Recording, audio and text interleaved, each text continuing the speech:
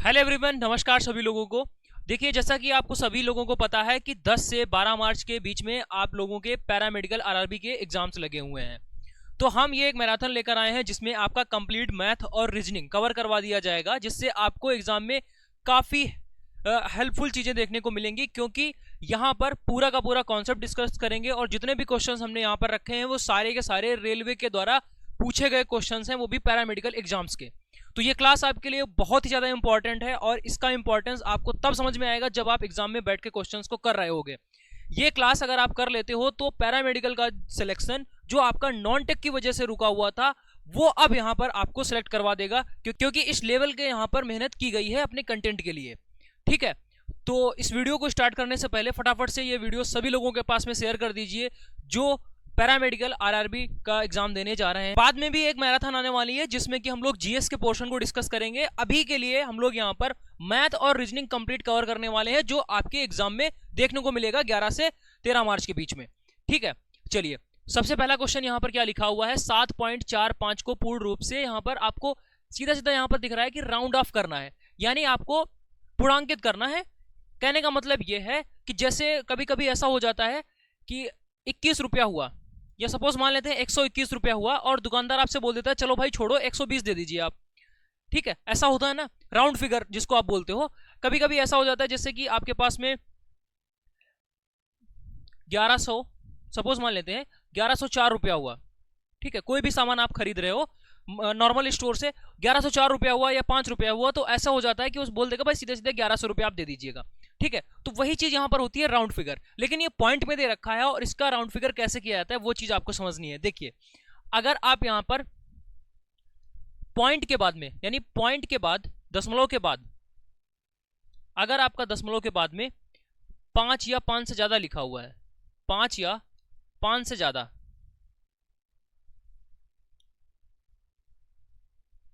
भाई दशमलव की बाद की बात हो रही है, पॉइंट के बाद में कहीं पर भी ऐसा आ जाता है 0.5 हो या 0.6 हो या 0.7 हो या 0.8 हो, तो उससे पहले वाली जस्ट जो संख्या है उसको बढ़ाकर लिख दिया जाता है। कहने का मतलब ये हुआ कि आपके पास अगर ये लिखा हुआ है 7.5, ठीक है 7.5, तो इसको आप राउंड फिगर क्या कर सकते हो। ठीक है, संख्या मान लेते हैं यहाँ पे लिखा हुआ है आपके पास 7.15, तो इसको अगर आपको राउंड फिगर करना है तो आपने यहाँ पर देखा कि पॉइंट के बाद में क्या लिखा हुआ है। पॉइंट के बाद में आपका देखो, इस पॉइंट के बाद में आपका 1 और 5 लिखा हुआ है, तो आपने क्या कहा कि 5 या 5 से अधिक अगर संख्या आपके पास में दे रखी है लास्ट में, बिल्कुल लास्ट की बात कर रहे हैं, तो फिर उससे जस्ट पहले वाली जो संख्या होगी उसको बढ़ाकर लिख देना है और इसको कैंसिल कर देना है। तो ये 7.15 था, इसको राउंड फिगर कर देंगे 7.2। फिर से समझो, देखिए अगर आपके पास में दे रखा है 4.29, ठीक है इस तरीके से दे रखा है, तो जो आपके पास में लास्ट वाली संख्या है, लास्ट संख्या जो है वो 5 या 5 से ज्यादा है। ठीक है, तो हम क्या करेंगे, इसको हटाएंगे, लास्ट संख्या जो 5 या 5 से ज्यादा होगी तो उसको हटा देंगे और उससे जस्ट पहली संख्या है उसको बढ़ाकर लिख देंगे। तो ये 4 पॉइंट जो है वो आपका क्या हो जाएगा, 3 हो जाएगा। इसको हमने बढ़ा दिया, लास्ट वाली संख्या को हटा दिया। अच्छा, ऐसा भी हो सकता है आपके पास, ठीक है, ऐसा भी दिया जा सकता है कि 17.02। तो अब आपको यहां पर क्या करना है, अब इसका भी राउंड फिगर करना है। तो यहां पर देखेंगे जो लास्ट वाली हमारे पास में संख्या है वो 5 या 5 से कम है, तो इस कंडीशन में इसको तो हम हटा देंगे, इस संख्या को तो हटा देंगे, लेकिन यहां पर बढ़ाएंगे नहीं, एक ये एज इट इज जैसा था वैसा ही रहेगा, यानी 17.0 ही रहेगा। ये बात क्लियर हो गई। यानी दशमलव के बाद में अगर आपका लास्ट अंक 5 या 5 से ज्यादा होगा तो उससे जस्ट पहले वाली संख्या को बढ़ा देंगे, 2 था उसको 3 कर देंगे, 1 था तो उसको 2 कर देंगे, लेकिन इस कंडीशन में हम एज इट इज रखेंगे 17.0, इतना ही रखेंगे। अब आते हैं क्वेश्चन पर, क्या दे रखा था 7.45, तो लास्ट वाला जो अंक है वो हमारा 5 या 5 से ज्यादा वाली कंडीशन में आ रहा है, तो इसका मतलब है कि इस अंक को हटाएंगे और ये संख्या को 1 से बढ़ा देंगे। तो जैसे ही आप यहां पर बढ़ाओगे तो आपका क्या हो जाएगा 7.0, 4 को 1 से बढ़ाओगे तो 5 हो जाएगा, तो 7.05, 7.05 यानी कि बी वाला जो ऑप्शन है वो करेक्ट हो गया। बहुत ही आसान टाइप का क्वेश्चन है, सारा कॉन्सेप्ट हमने आप पर समझा दिया। ऐसा क्वेश्चन आपको भी देखने को मिलेगा, तो आप भाई उसके लिए बिल्कुल तैयार रहिएगा, गलत नहीं करना है। कि आगे बढ़ने से पहले हम आपको बता दें कि अगर आपको नॉन टेक्निकल की वजह से सिलेक्शन में दिक्कत आ रही है तो ये दुख जो है और पीड़ा आपकी है, इसको दूर करने का पूरा काम हमारा ये बैच करने वाला है, नॉन टेक्निकल बैच। ये बैच आपको प्ले स्टोर पे जाना है, एजुकेशन मसाला एप्लीकेशन को डाउनलोड करना है, वहां से कंप्लीट बैच मिल जाएगा। चाहे आप पैरामेडिकल का कोई सा भी एग्जाम दीजिए, चाहे आप पैरामेडिकल की कोई सी भी फील्ड से हो, सभी के लिए भाई ये बेनिफिशियल है, क्योंकि हमने इसमें इतना बेहतरीन कंटेंट आप लोगों के लिए प्रोवाइड किया है। चाहे जीके जीएस की बात हो, चाहे कंप्यूटर की बात हो, चाहे मैथ की बात हो, चाहे रीजनिंग की बात हो, यही सब्जेक्ट आपके नॉन टेक में पूछे जाते हैं। सब कुछ आपको इसमें कवर मिलेगा, रिकॉर्डेड क्लासेस हैं, एवरीथिंग। अभी आपके लिए स्पेशल चीज क्या है कि आपका ऑफर होली ऑफर है, जिसमें ये कंप्लीट बैच आपको 699 की वैलिडिटी के साथ में मिल जाएगा एजुकेशन मसाला एप्लीकेशन पर।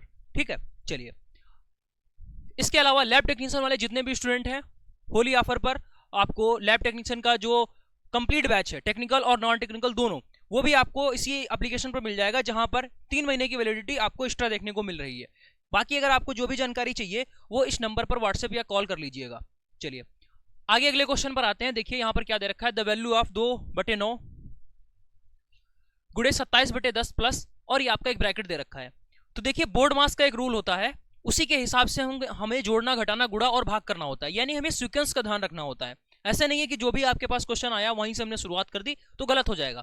मतलब बोर्ड मास रूल क्या बोलता है, देखिए बोर्ड मास रूल है एक बोर्ड मास, तो बोर्ड मास का एक जो रूल है वो रूल के हिसाब से हमें चीजों को कैलकुलेट करना होता है। यहां पर बी का मतलब होता है ब्रैकेट, बी का मतलब होता है ब्रैकेट। तो ब्रैकेट वो आपका छोटा ब्रैकेट हो सकता है, मंझला ब्रैकेट हो सकता है और बड़ा ब्रैकेट हो सकता है। मतलब सबसे पहले बोर्ड मास रूल के हिसाब से सबसे पहले जो सॉल्व होगा वो क्या होगा, ब्रैकेट को सबसे पहले सॉल्व किया जाएगा, चाहे वो छोटा ब्रैकेट हो, चाहे वो आपका मंझला ब्रैकेट हो, चाहे बड़ा हो। ठीक है, उसके बाद में ओ लिखा हुआ है, ओ का मतलब होता है ऑफ, ओ का मतलब क्या होता है ऑफ, ऑफ यानी कि गुणा होता है। बेसिकली ऑफ का मतलब क्या होता है, गुणा ही होता है, तो ऑफ पहले सॉल्व करा जाएगा। ठीक है, उसके बाद में डी ये होता है क्या, डिवीजन, डी क्या होता है डिवीजन यानी कि भाग। तो फिर कहीं अगर आपका इसी क्वेश्चन में भाग दे रखा होगा तो उसको तीसरे नंबर पर देखा जाएगा। ठीक है, उसके बाद में एम यानी मल्टीप्लाई, जिसको आप गुणा बोलोगे।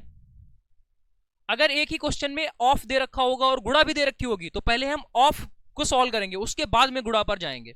ठीक है, हालांकि ऑफ का मतलब भी गुणा ही होता है, लेकिन वो गुणा आप पहले करोगे जिसमें ऑफ लगा हुआ है। ठीक है, और ये आपका हो गया ए से एडिशन यानी कि जोड़, और लास्ट में हम लोग सबसे लास्ट में करते हैं क्या, घटाना। ठीक है, तो ये सीक्वेंस आपको ध्यान रखना है, उसी के हिसाब से चलना है, तो क्वेश्चन आपका कभी भी गलत नहीं होगा।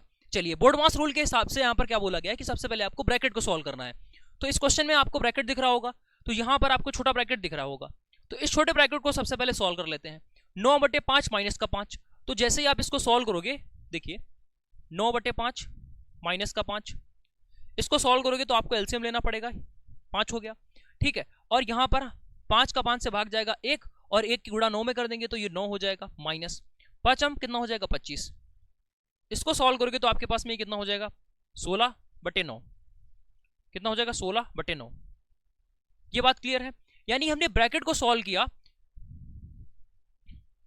ठीक है, यहां पर आपका 5, तो हमने यहां पर ब्रैकेट को सॉल्व किया, इस वाले ब्रैकेट को, और कितना आ गया हमारा माइनस का 16/5। ठीक है, यानी हम इसकी जगह पर माइनस का 16/5 रख सकते हैं। बाकी आगे भी हमारे पास कुछ दे रखा है, सभी को नोट डाउन कर लेंगे। क्या दे रखा है 2/9, ठीक है, गुणा 27/10, और ये जो हमारे पास में ब्रैकेट आया था इसको भी हमने जब सॉल्व करा तो माइनस का 16/5 आया। अच्छा, प्लस पहले ही आपका ऑलरेडी दे रखा है, और आपको पता है प्लस गुणा माइनस करते हो तो हमेशा आपके पास माइनस आता है। ठीक है, तो यहां पर माइनस का साइन आ जाएगा। कितना दे रखा था 16/5, भाई इसी पोर्शन को तो हल करने पर हमारा 16/5 आया था, उसी को हमने यहां पर लिख लिया। चलो अब यहां पर हम लोग देखेंगे, गुणा दे रखा है, माइनस दे रखा है, तो पहले क्या करोगे, बोर्ड मास के हिसाब से पहले आपको गुणा करनी पड़ेगी। माइनस तो सबसे बाद में होता है, माइनस तो सबसे बाद में किया जाएगा, तो पहले हमें गुणा करनी होगी। इन दोनों की गुणा करा लेते हैं। तो आप यहां पर देखिए कुछ अगर कट रहा होगा तो उसको हम कट कर लेंगे। तो यहां पर आपका 2 पंचे 10, 9 तियां 27, तो ये हमारे पास में गुणा हो गई। गुणा से क्या बचेगा 3/5, भाई यहां पर तो 1 है, यहां पर भी 1 है, तो 3 गुणा 1 3 हो गया, 3/5, 3/5, और यहां पर आपका दे रखा है 16/5। और देखिए जब हर जो है वो आपके यानी जो डिनोमिनेटर होता है सेम हो जाता है तो सीधा आप ऊपर ऊपर घटा सकते हो, सीधा ऊपर ऊपर आप घटा सकते हो। तो यहां पर आपका क्या हो जाएगा माइनस का 13/5, कितना हो जाएगा माइनस का 13/5। ठीक है, ऑप्शंस की बात करें तो सी वाला जो ऑप्शन है वो यहां पर करेक्ट हो जाएगा, माइनस का 13/5 जो है वो इसका राइट आंसर हो जाएगा। बात क्लियर है, चलिए आगे बढ़ते हैं। अगला देखो सेम टाइप का क्वेश्चन। आरआरबी की एक खास विशेषता है कि अगर वो एक टाइप का क्वेश्चन इस शिफ्ट में डाल रहा है तो अगली शिफ्ट में भी आपको वैसा ही सेम क्वेश्चन देखने को मिलेगा, बस क्या होगा कि जो डेटा होगा वो चेंज देखने को मिलेगा, बाकी डिट्टो सेम चीज है। देखिए जैसा क्वेश्चन आपको यहाँ पर दिख रहा होगा सेम वैसा ही क्वेश्चन आपको यहाँ पर भी दिख रहा होगा, कोई भी चेंज नहीं है, बस केवल अंक यहाँ पर बदले हैं, बाकी वैसा सेम टू सेम वैसा ही क्वेश्चन है। तो अगर आपको आरआरबी चाहे पैरामेडिकल की बात करें चाहे नॉन पैरामेडिकल वाले जितने भी एग्जाम्स हैं उनकी बात करें, सबका पैटर्न सेम रहता है। अगर आप एक पेपर सॉल्व कर लेते हो तो वैसे सेम टू सेम क्वेश्चन देखने को मिलेंगे, चाहे भले आपको पूरा कॉन्सेप्ट ना पता हो, ठीक है। तो अगर आप ये पूरा पैरामेडिकल के लिए ये पूरा का पूरा जो क्लास है वो कंप्लीट कर लेते हो तो सीधा सीधा क्वेश्चन आपको इस एग्जाम्स में देखने को मिलेगा। पेपर आपका हो जाएगा, उसके बाद में हम आपको यहाँ पर भी दिखा देंगे कि डिट्टो सेम क्वेश्चन ही यहाँ पर पूछे जा रहे हैं, ठीक है। ये विशेषता है पैरामेडिकल आरआरबी की। तो 5/8 गुणा 24/25 और यहाँ पर ये जो है वो आपका प्लस दे रखा माइनस दे रखा है। तो अगर हम लोग बोर्ड मार्क्स के हिसाब से चलें, जो कि सारे के सारे क्वेश्चंस आपको बोर्ड मार्क्स के हिसाब से ही करने होंगे, ठीक है। चलिए बोर्ड मार्क्स के हिसाब से अगर आप यहाँ पर चलोगे तो सबसे पहले यहाँ पर ब्रैकेट सॉल्व करना होगा, जो कि नहीं दे रखा है कोई बात नहीं है। उसके बाद में ऑफ होता है, ऑफ नहीं दे रखा है, डिवाइड नहीं दे रखा है कोई बात नहीं, एम यानी मल्टीप्लाई। तो सबसे पहले आपको इस क्वेश्चन में मल्टीप्लाई करनी होगी। चलो मल्टीप्लाई करवाते हैं। ये आपका जो भी कट रहा होगा उसको काट लेंगे, क्योंकि ये मल्टीप्लाई वाला दो ही टर्म है, इन दोनों में मल्टीप्लाई करानी है। तो 5 25 हो जाएगा, ये आपका 8 24 हो गया, यानी हम इतने को बोल सकते हैं कि ये 3/5 हो गया, ये आपका 3/5 हो गया। आगे आपका दे रखा है 6/5 माइनस का 4। अब देखो जोड़ दे रखा है घटाना दे रखा है, पहले क्या करना है आपको, पहले आपको जोड़ना है। तो जब आप जोड़ोगे देखो हर यहाँ पर सेम है, हर सेम होता है तो ऊपर सीधा अंश जुड़ जाता है। तो 6 + 3 कितना हो जाएगा 9, 9/5। आगे -4 दे रखा है, अब हम इसमें से घटा लेंगे। तो कैसे घटाओगे, 5 आपका लासा हो गया और यहाँ पर आपका 9 हो गया, माइनस का 20। 20 में से आपका 9 जाएगा, कितना बचेगा 11, वो भी का है माइनस का। तो माइनस का 11/5, माइनस का 11/5 जो है इसका आंसर हो जाएगा। ऑप्शंस की बात करें तो डी वाला जो है वो यहाँ पर करेक्ट हो जाएगा।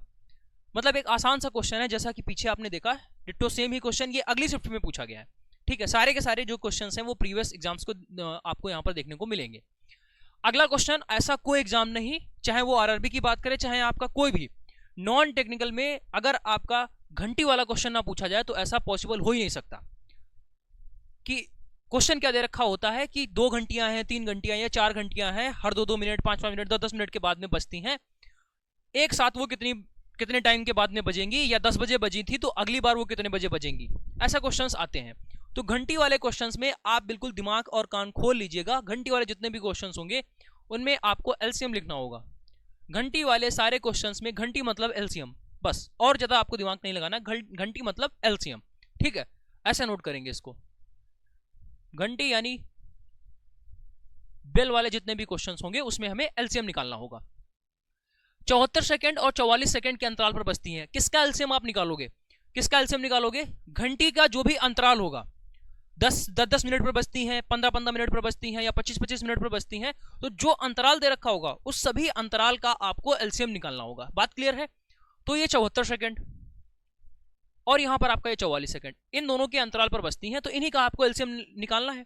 तो चलो भाई एलसीएम यहाँ पर बेसिक मेथड से हम आपको बता दे रहे हैं। वैसे तो आप इसका जो एलसीएम है वो बहुत जल्दी निकाल सकते हो, ऐसी कोई दिक्कत वाली बात नहीं है, लेकिन इसका बेसिक मेथड क्या होगा वो आप लोगों को चलो पता है, ठीक है। दूसरा मेथड ये हो सकता है, देखिए ये जो ट्रेडिशनल तरीका है, इस तरीके से सबसे पहले हम इसमें यहाँ पर 2 का करेंगे तो ये कितना हो जाएगा 37, तो ये आपका हो गया कितना 22, ठीक है। और फिर यहाँ पर 2 से फिर से इसको ले जाएंगे तो 37 और ये आपका हो जाएगा 11। फिर उसके बाद में ये 11 से जाएगा तो यहाँ पर आपका 37 रह गया और यहाँ पर 1 हो गया। अब की बार 37 से इसको लेके जाएंगे तो यहाँ पर 1,1 हो गया। ये आपका ट्रेडिशनल तरीका हो गया। और इसमें हम क्या करते हैं, यहाँ पर सीधी मल्टीप्लाई करवा देंगे, 2 × 2 × 11 × 37, ठीक है। कितना हो जाएगा 37 दूना 74 और 74 दूना 148 और 148 × 11 है, तो ये कितना हो जाएगा 8 और 8 4 12 1, ठीक है, 1628, ठीक है। तो आप मल्टीप्लाई करवाओगे तो यहाँ पर 1628 आ जाएगा। अब देखिए ध्यान से देखना है आपको, यहाँ पर 74 सेकंड 44 सेकंड लिखा हुआ है, तो इसका मतलब है ये जो आपके पास में आएगा ये किस में होगा, सेकंड में ही होगा, सेकंड में। और यहाँ से जो भी एलसीएम आता है उसका मतलब ये होता है कि इतने सेकंड बाद, हर इतने सेकंड में घंटियां यहाँ पर बजेंगी, इतने सेकंड में घंटियां बजेंगी। तो बोला गया है तो कितने सेकंड के बाद में वो फिर से एक साथ बजेंगी, यानी इतने ही सेकंड के बाद, यानी 1628, डी वाला जो ऑप्शन है वो करेक्ट हो जाएगा, ठीक है। चलिए अगला क्वेश्चन देखते हैं। अगला क्वेश्चन आपका रेशियो से, और एक तो आपका यहाँ पर रेशियो भी दे रखा है, दूसरी चीज यहाँ पर एलसीएम एचसीएफ का कॉन्सेप्ट भी दे रखा है। बोला गया 3 संख्याएं हैं, 2:3:4 के अनुपात में है। यदि जो लासापा है वो आपका 480 है, तो यहां पर आपको इसका जो मासा है वो बताना है। ठीक है, चलिए जब भी यहां पर हमें लासा निकालना होता है तो हम क्या करेंगे, सबसे पहले हमने जितने भी आपको क्वेश्चंस करवाए हैं, अगर कोई भी 2 संख्याएं होंगी या 3 संख्या होंगी, अनुपात में अगर आपके पास दे रखी हैं, तो उनको अगर ब्रेक करना होगा तो सबके साथ एक्स एक्स लगा दीजिए। तो ये संख्याएं अलग अलग क्या हो जाएंगी, ये 2x हो गई संख्या, दूसरी संख्या आपके पास में 3x हो गई, और फिर आपके पास 4x संख्या हो गई। सभी में अनुपात लगा हुआ था, अनुपात हम हटाएंगे तो सबके साथ में x और x जोड़ देंगे। अब ये हमारे पास में एक संख्या आ गई। अब इन संख्याओं की अगर हम लोग बात करें, इसमें क्या एलसीएम होगा, क्या एचसीएफ होगा, उसको देखते हैं। इस संख्या का जो एलसीएम है वो क्या होगा, इस संख्या का एलसीएम क्या होगा। देखो सभी में x x x सभी में है, तो हम सबसे पहले x लिख लेंगे। एंड उसके बाद में क्या करना है, उसके बाद में आप देखिए यहाँ पर 2 है, 3 है, 4 है, 2, 3 और 4 का एलसीएम आपको लिखना है। भाई 2, 3, 4 का एलसीएम कितना होता है, 2, 3, 4 का एलसीएम कितना होता है, सीधा आप देख लीजिए, ये आपका 1 हो गया, 3 और 2, फिर से आपका 2 बार जाएगा, 1, 3 और 1, और फिर से आपका जो है वो 3 बार जाएगा। एलसीएम कंप्लीट हो गया। कितना हो गया, 2 गुणा 2 गुणा 3 यानी कि 12। तो ये एलसीएम हमारे पास में कितना आया, 12। लेकिन सभी के साथ में x भी दे रखा था, तो यहां पर ओवरऑल जो इसका एलसीएम होगा वो हमारे पास में कितना निकलेगा, 12x। बात को समझो, देखो हमें किसका एलसीएम निकालना है, 12x, 3x, 4x का। हमने यहां पर क्या निकाला है, 2, 3, 4 का, कितना आया, 12 आया। तो 12 तो हमने लिख लिया, लेकिन सभी के साथ x x x लगा हुआ था, तो हमने एलसीएम के साथ में भी x लगा दिया। बात खत्म। चलिए अब अगली बात पर आते हैं। अगली बात यह है कि हमें इसका एचसीएफ भी लिखना है। एचसीएफ, अच्छा एचसीएफ यानी कि महत्तम समापवर्तक वो क्या होता है, सबसे छोटी संख्या को सबसे बड़ी संख्या से भाग करते हैं। तो सबसे छोटी संख्या हमारे पास में क्या है, 2x। ठीक है, 2x है, इसको जो है भाग करना है हमें। देखिए सबसे छोटी संख्या से आपको भाग करना है सबसे बड़ी संख्या को, तो सबसे बड़ी संख्या 4x हो गई, इसको हमें भाग करना है 2x से। तो ये कितनी बार जाएगा, 2 बार जाएगा, ये पूरी तरीके से कट गया। अब एक और संख्या आपके पास में बची हुई है 3x। ठीक है, अब यही 2x से आपको भाग करना है इस 3x को, ये कितनी बार जाएगा, 1 बार, जो 2x बचा। यहां पर कितना बच जाएगा, यहां पर आपका x बचेगा। अब इस x को 2x फिर से भाग करना है। भाई ये जो 2x है ये अब की बार यहां पर आपका आ जाएगा, ये 2x अब की बार आपका यहां पर आ गया। ठीक है, देखिए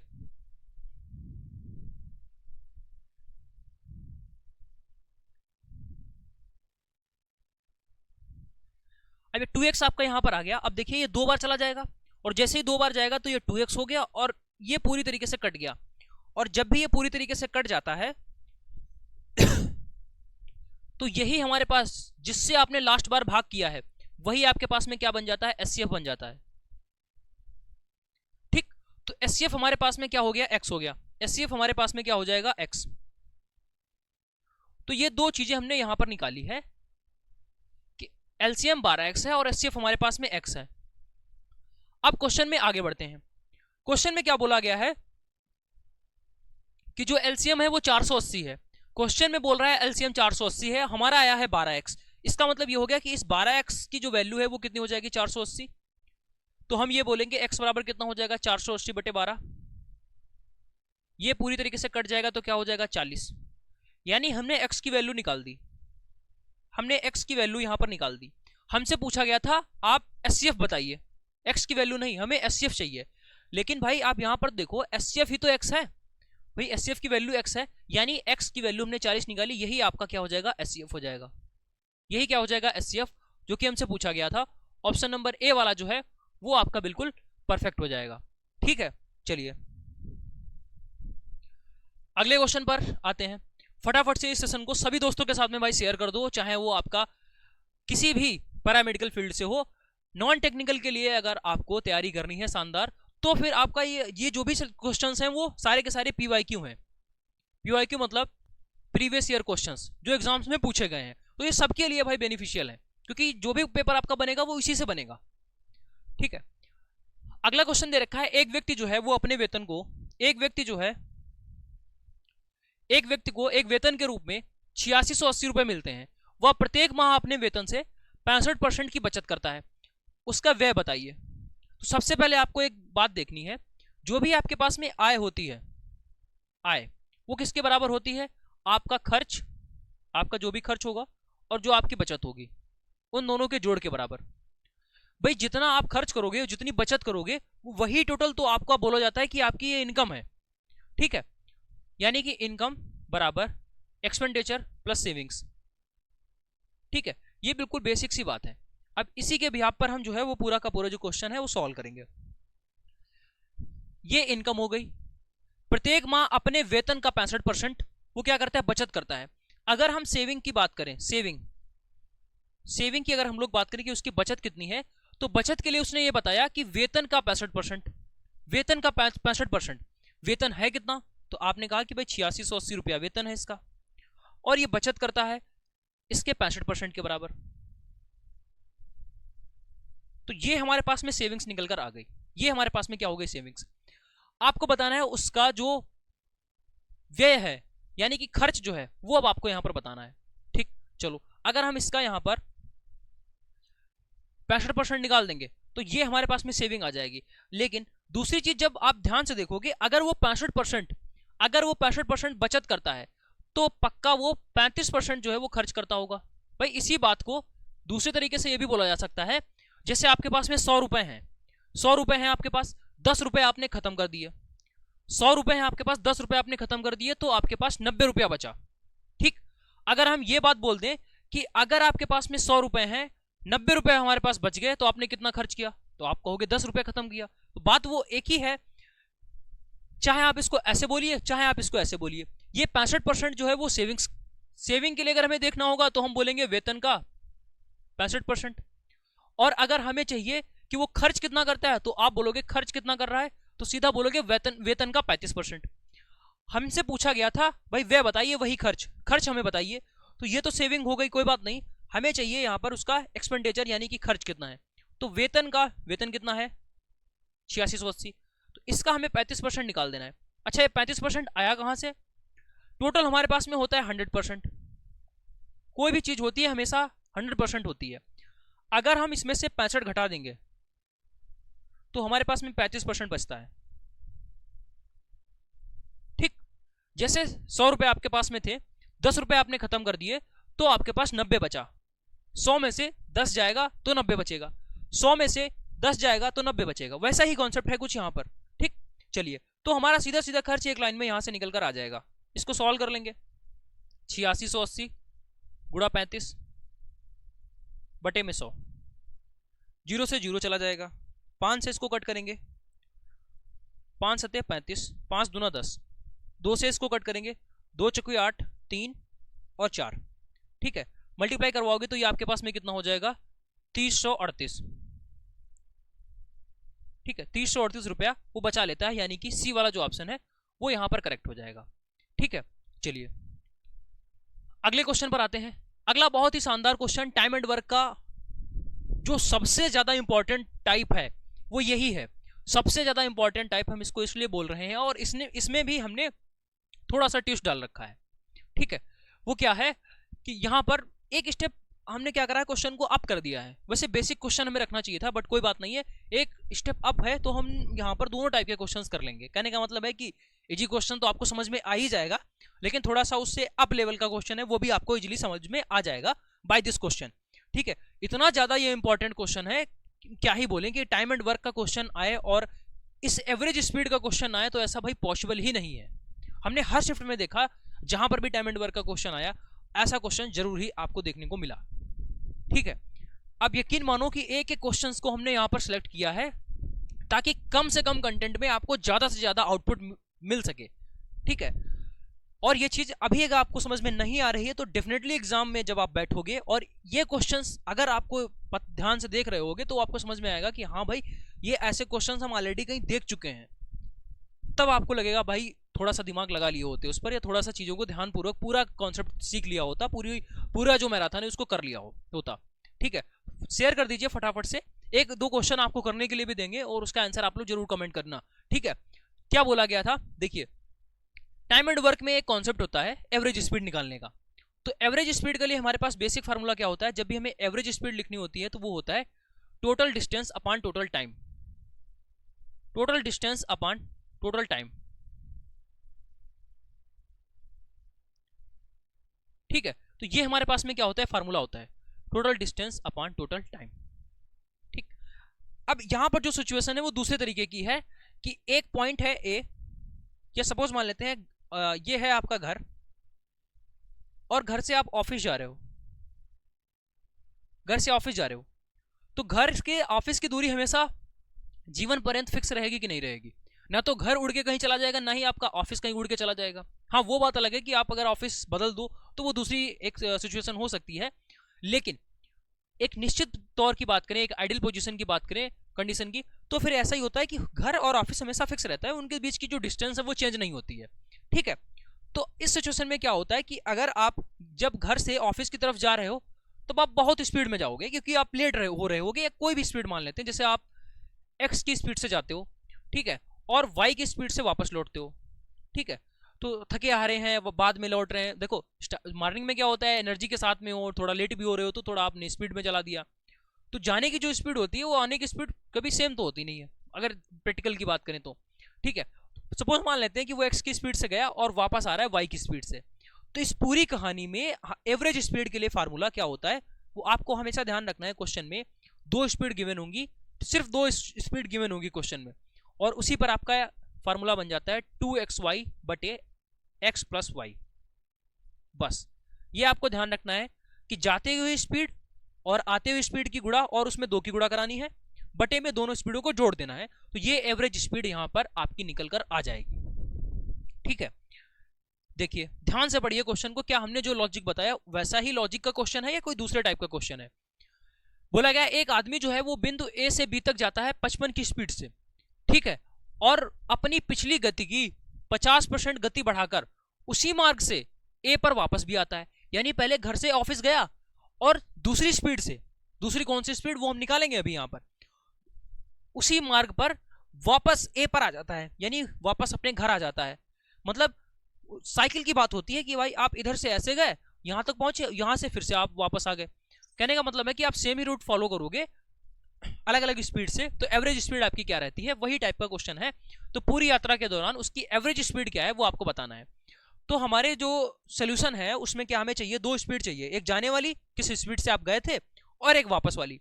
तो इस क्वेश्चन में अगर सीधा सीधा दे रखा होता कि आप 55 से गए और 60 की स्पीड से वापस आ रहे हो, तब तो हमारे लिए कुछ करना ही नहीं था, सीधा हम इस फॉर्मूले में वैल्यू पुट करेंगे 2 गुणे 55 गुणे 60 अपान 55 प्लस 60, भाई यही तो क्वेश्चन हो गया। लेकिन इस क्वेश्चन में क्या है कि हमारे पास पहली स्पीड तो गिवन है, दूसरी स्पीड गिवन नहीं है, जो कि हमें निकालनी पड़ेगी। ठीक है, कैसे निकालेंगे? पहली स्पीड तो हमारे पास में 55 हो गई, दूसरी स्पीड बोल रहा है कि 50% बढ़ाकर, जो पहले स्पीड आपकी थी उसको 50% आप बढ़ा दीजिए। पहले स्पीड थी 55, इसमें हमें कुछ बढ़ाना है, कितना? 50% बढ़ाना है, 55 का ही 50% आप इसमें जोड़ दीजिए, बस बढ़ जाएगी स्पीड। 50% आपको यहां पर स्पीड बढ़ाना है, ठीक है, किसका? 55 का। तो 55 में ही हमें कुछ बढ़ाना है ना, कितना बढ़ाना है? तो आप बोलोगे 55 का ही 50%, तो ये हमारे पास अब नई स्पीड आ जाएगी, ये हमारे पास नई स्पीड आ जाएगी। चलिए देखिए कितना हो जाता है यहाँ पर, 55 प्लस, और ये 55 का 50%, 50% का मतलब होता है आधा, तो 55 का आधा 27.5, तो ये आपका 27.5 हो जाएगा। दोनों को जोड़ोगे तो ये कितना हो जाएगा, 7 5 12 और 5 2 7 1 8, 82.5। तो जाने की स्पीड है 55 किलोमीटर पर आवर, वापस आने की स्पीड है 82 किलोमीटर पर आवर। ठीक, 2 स्पीड है हमारे पास में। अब हम सीधा यहां पर बोल सकते हैं कि एवरेज स्पीड कितनी होगी, तो आप बोलोगे 2 गुणा 55 गुणा 82.5, यही तो बोल रहे हैं, 2 गुणा x गुणा y बटे x प्लस वाई, ये याद रखना है आपको। ठीक है, इसको इंपॉर्टेंट मार्क करिए और ये याद रखेंगे, बटे 55 प्लस बटे 55 प्लस 82.5। ठीक है, तो यहां से आपका कितना हो जाएगा, 2 गुणा 55 गुणा 82.5 बटे, इन दोनों को हम लोग यहां पर जोड़ लेंगे, कितना हो जाएगा, 7 और 8 7 8 5 13, 137.5, 137.5। चलो कट करते हैं यहां पर, इसको काटते हैं 25 से, तो 25 तिया 75, ठीक है, तो 25 तिया 75, और यहां पर आपका हो जाएगा 7, 25 तिया 75, यानी कि हम बोल सकते हैं पॉइंट से पॉइंट हट जाएगा 33। ठीक है, कितना हो जाएगा, 33। चलो ये तो आपके पास में हो गया 33, 25 से कट गया। अब यहाँ भी इसको कट करेंगे तो 25 पंचे 125, ठीक है 125, और ये आपका हो जाएगा 25 पंचे 125 यानी कि 55, ठीक, ये आपका हो जाएगा 55। ऊपर 33 है, नीचे आपका जो है वो 55 दे रखा है। इसको कट करेंगे 11 से, ये 3 हो गया, 11 पच्चे 55, ये 5 हो गया। इसको भी कट कर लेते हैं तो यहाँ पर आपके पास में कितना हो जाएगा 11, ठीक है। नीचे सब कुछ कट हो चुका है, सिर्फ हमारे पास में क्या बचा है 2 गुड़े 11 गुड़े 3 यानी 3 दूना 6 गुड़े 11 बोलेंगे 66, तो 66 किलोमीटर पर आवर, ठीक, क्या हो जाएगा 66 किलोमीटर पर आवर, ठीक है। तो डी वाला जो ऑप्शन है वो आपका यहां से करेक्ट हो जाएगा, ठीक। चलिए नेक्स्ट आगे बढ़ते हैं। आगे आपका दे रखा है Tarun and Varun travel from A to B city. तो जैसा हमने आपको बताया था उसी टाइप का क्वेश्चन है, बट थोड़ा सा यहाँ पर डिफरेंट है, चीजें यहाँ पर डिफरेंट हो चुकी हैं।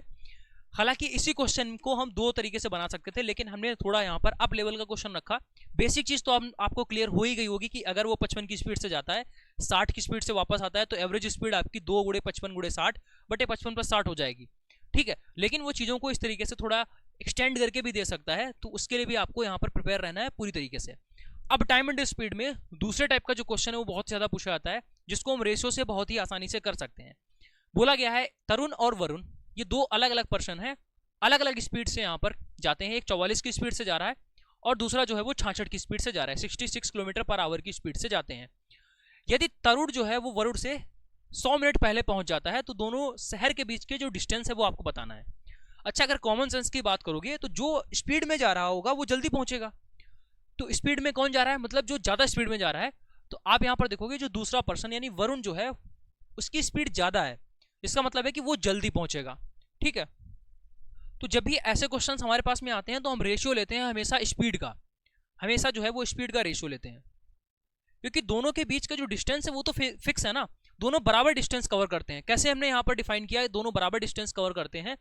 बोला गया ना शहर ए से शहर बी, दोनों आदमी एक ही शहर से दूसरे शहर जा रहे हैं, यानी दोनों पर्सन यहाँ पर सेम डिस्टेंस ट्रेवल करते हैं। जब भी आपके पास में डिस्टेंस सेम हो जाए, 2 पर्सन के लिए डिस्टेंस यहाँ पर सेम हो जाए, डिस्टेंस 2 पर्सन के लिए अगर सेम हो जाए, तो उन सभी क्वेश्चंस में आपको यही कॉन्सेप्ट अप्लाई करना है। कौन सा कॉन्सेप्ट, ध्यान दीजिए, स्पीड का हमें रेशियो लेना है, दोनों पर्सन की स्पीड का रेशियो ले लेंगे। तो ये स्पीड का रेशियो कितना हो जाएगा 44:66, जिसको आप बोलोगे 2:3। तो स्पीड का रेशियो आपके पास में 2:3 हो जाएगा। तो आपको क्या करना है, टाइम का रेशियो अगर लिखना है तो जस्ट आप इसका उल्टा कर दीजिए।